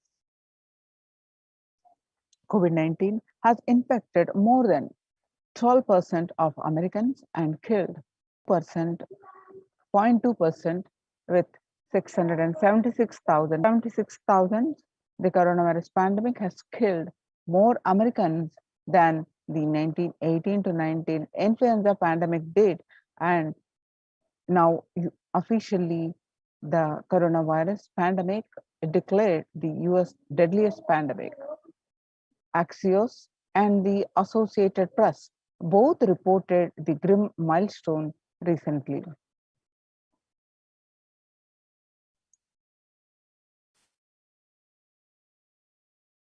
People infected with alpha variant exhales 100 times more virus into the air than the original COVID strain, according to a survey. 6 feet distance may not be enough to prevent viral transmission indoors. And United Nations declares that COVID-19 Delta variant still most concerning, according to the World Health Organization's experts. And in US, the COVID-19 pandemic is nowhere under control, says the Chief Medical Advisor, Mr. Anthony Fauci. He said, right now we are still in pandemic mode because we have 160,000 new infections a day. That is not even modestly good control. In an interview with Axios, the US has reported 40 million cases of COVID-19 since the outbreak of the virus, with over 4 million infections adding up in the past few weeks. The increase in COVID cases comes as the US administration earlier this month announced that it is planning to provide booster shots of the vaccine as the Delta variant has become dominant in the nation and is wreaking havoc. The surge in Delta variant is driven by the low vaccination coverage in many communities across the US, according to the US Centers for Disease Control and Prevention. In a country of our size, you can't be hanging around and having 100,000 infections a day. You've got to get well before you start feeling comfortable, Mr. Fauci said.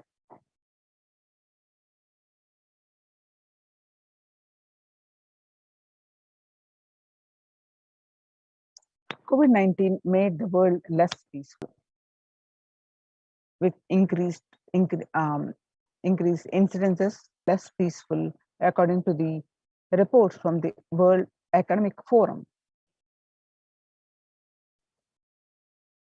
Younger are more likely to report symptoms of anxiety and a depressive disorder during the COVID-19 pandemic. The average share of adults reporting symptoms of anxiety disorder and a depressive disorder, what it was in 6 months period of January to June, a 6 months period was 11% in 2009.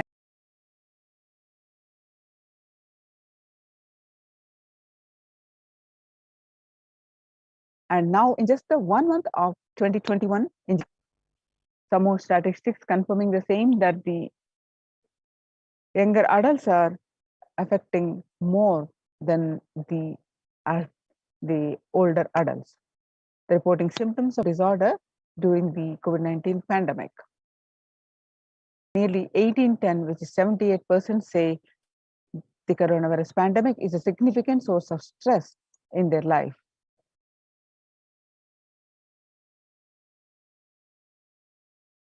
Which is 67% say they have experienced increased stress over the course of the pandemic.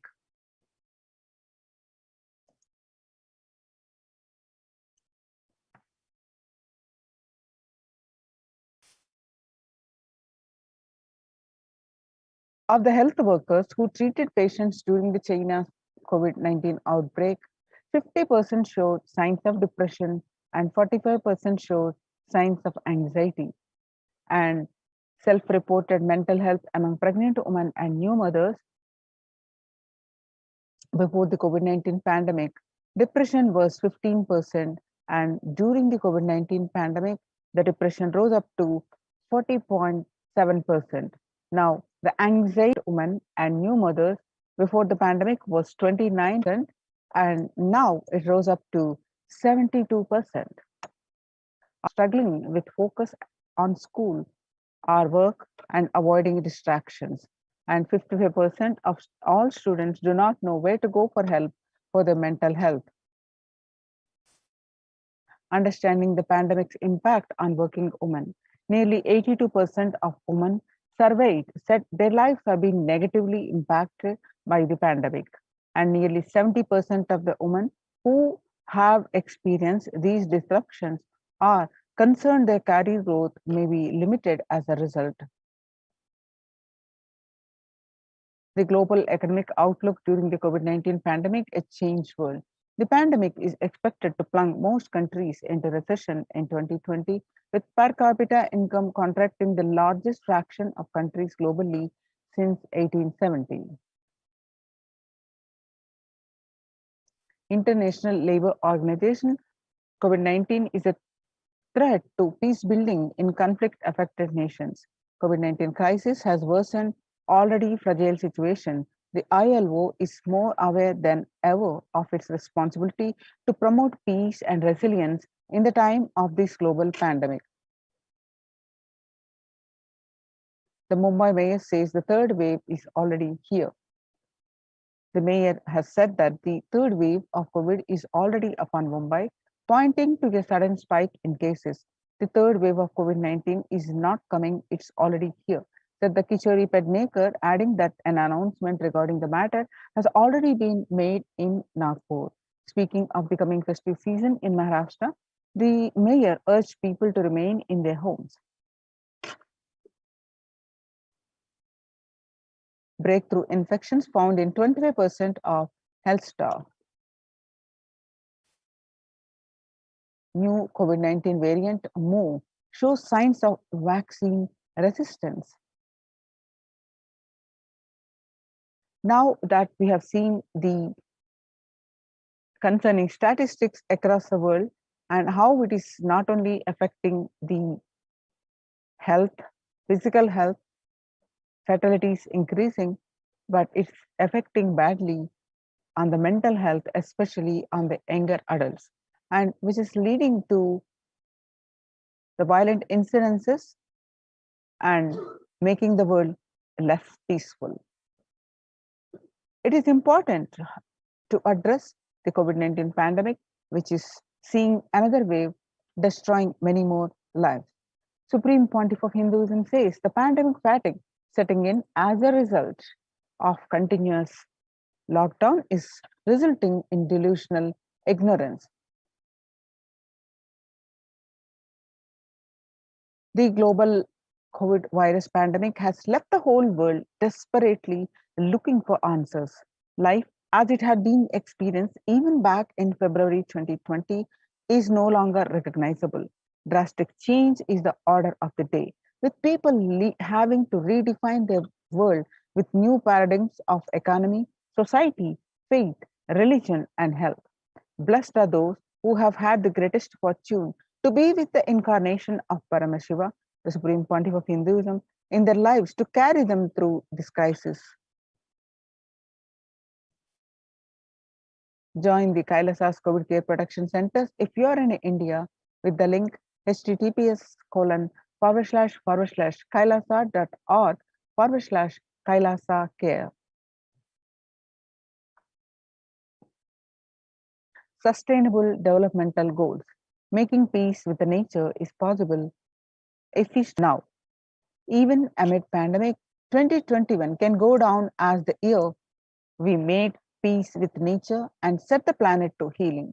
For example, we cannot achieve the sustainable developmental goals, including ending poverty by 2030, if climate change and ecosystem collapse are undermining food and water supplies in the world's poorest countries. We have no choice but to transform our economies and societies by valuing nature and putting its health at the heart of all our decisions. Now let's watch a short clip on making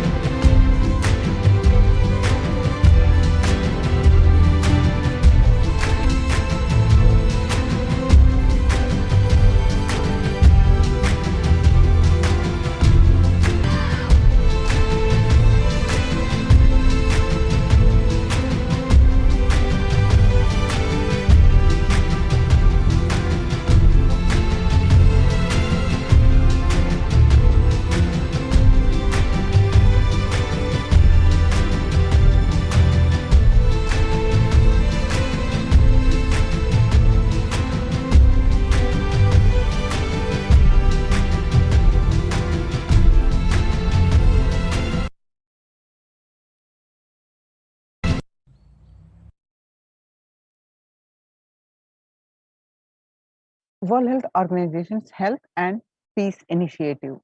Health and peace are interrelated. In the words of the Director General of World Health Organization, Dr. Tedros, there cannot be health without peace, and there cannot be peace without health. United States Institute of Peace. Amid COVID, we need enhanced international coordination to build peace. Tackling the pandemic and building resilience in fragile states requires concerted international action at local, national, and global levels. As the humanitarian and economic toll of the COVID-19 pandemic continues to grow, so does the risk that this crisis will fuel new conflicts around the world while streaming prospects for resolving ongoing ones. Stronger health systems and universal health coverage must be a priority. Remarks at the General Assembly special session in response to the COVID-19 pandemic. For the first time since 1945, the entire world is confronted by the common threat, regardless of nationality, ethnicity, or faith.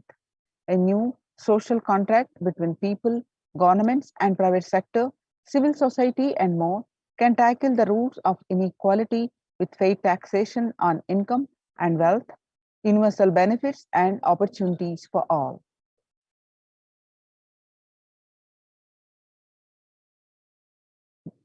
Contributions of, now let us see the contribution of the Supreme Pontiff of Hinduism for the global peace. Vedic tradition beautifully describes that yastu sarvani bhutani atmani ivanu pushyati sarva bhuteshu chapmanam tadona vigagupshate. Isha Upanishad verse 6. The global peace is the byproduct of the individual bliss.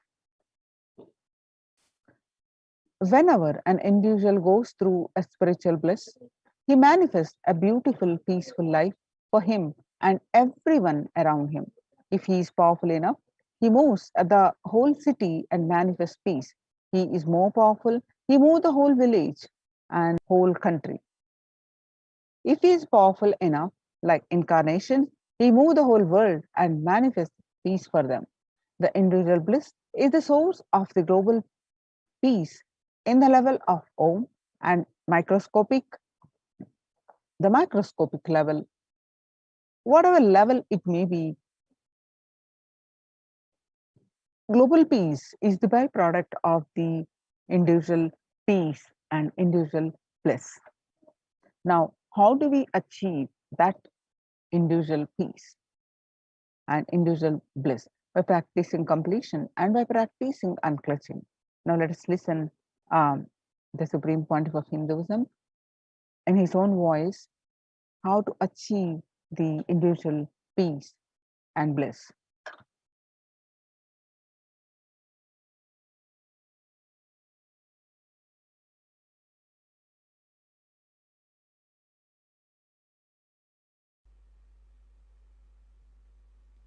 Today I wanted to expand on the science of completion. How the science of completion can directly impact the consciousness you are carrying and the consciousness embodied in many bodies. Please understand, the more deeper you go inside you, means more deeper space you go inside you, more expanded you become, more one with everything, more oneness you experience. Because the more deep you experience the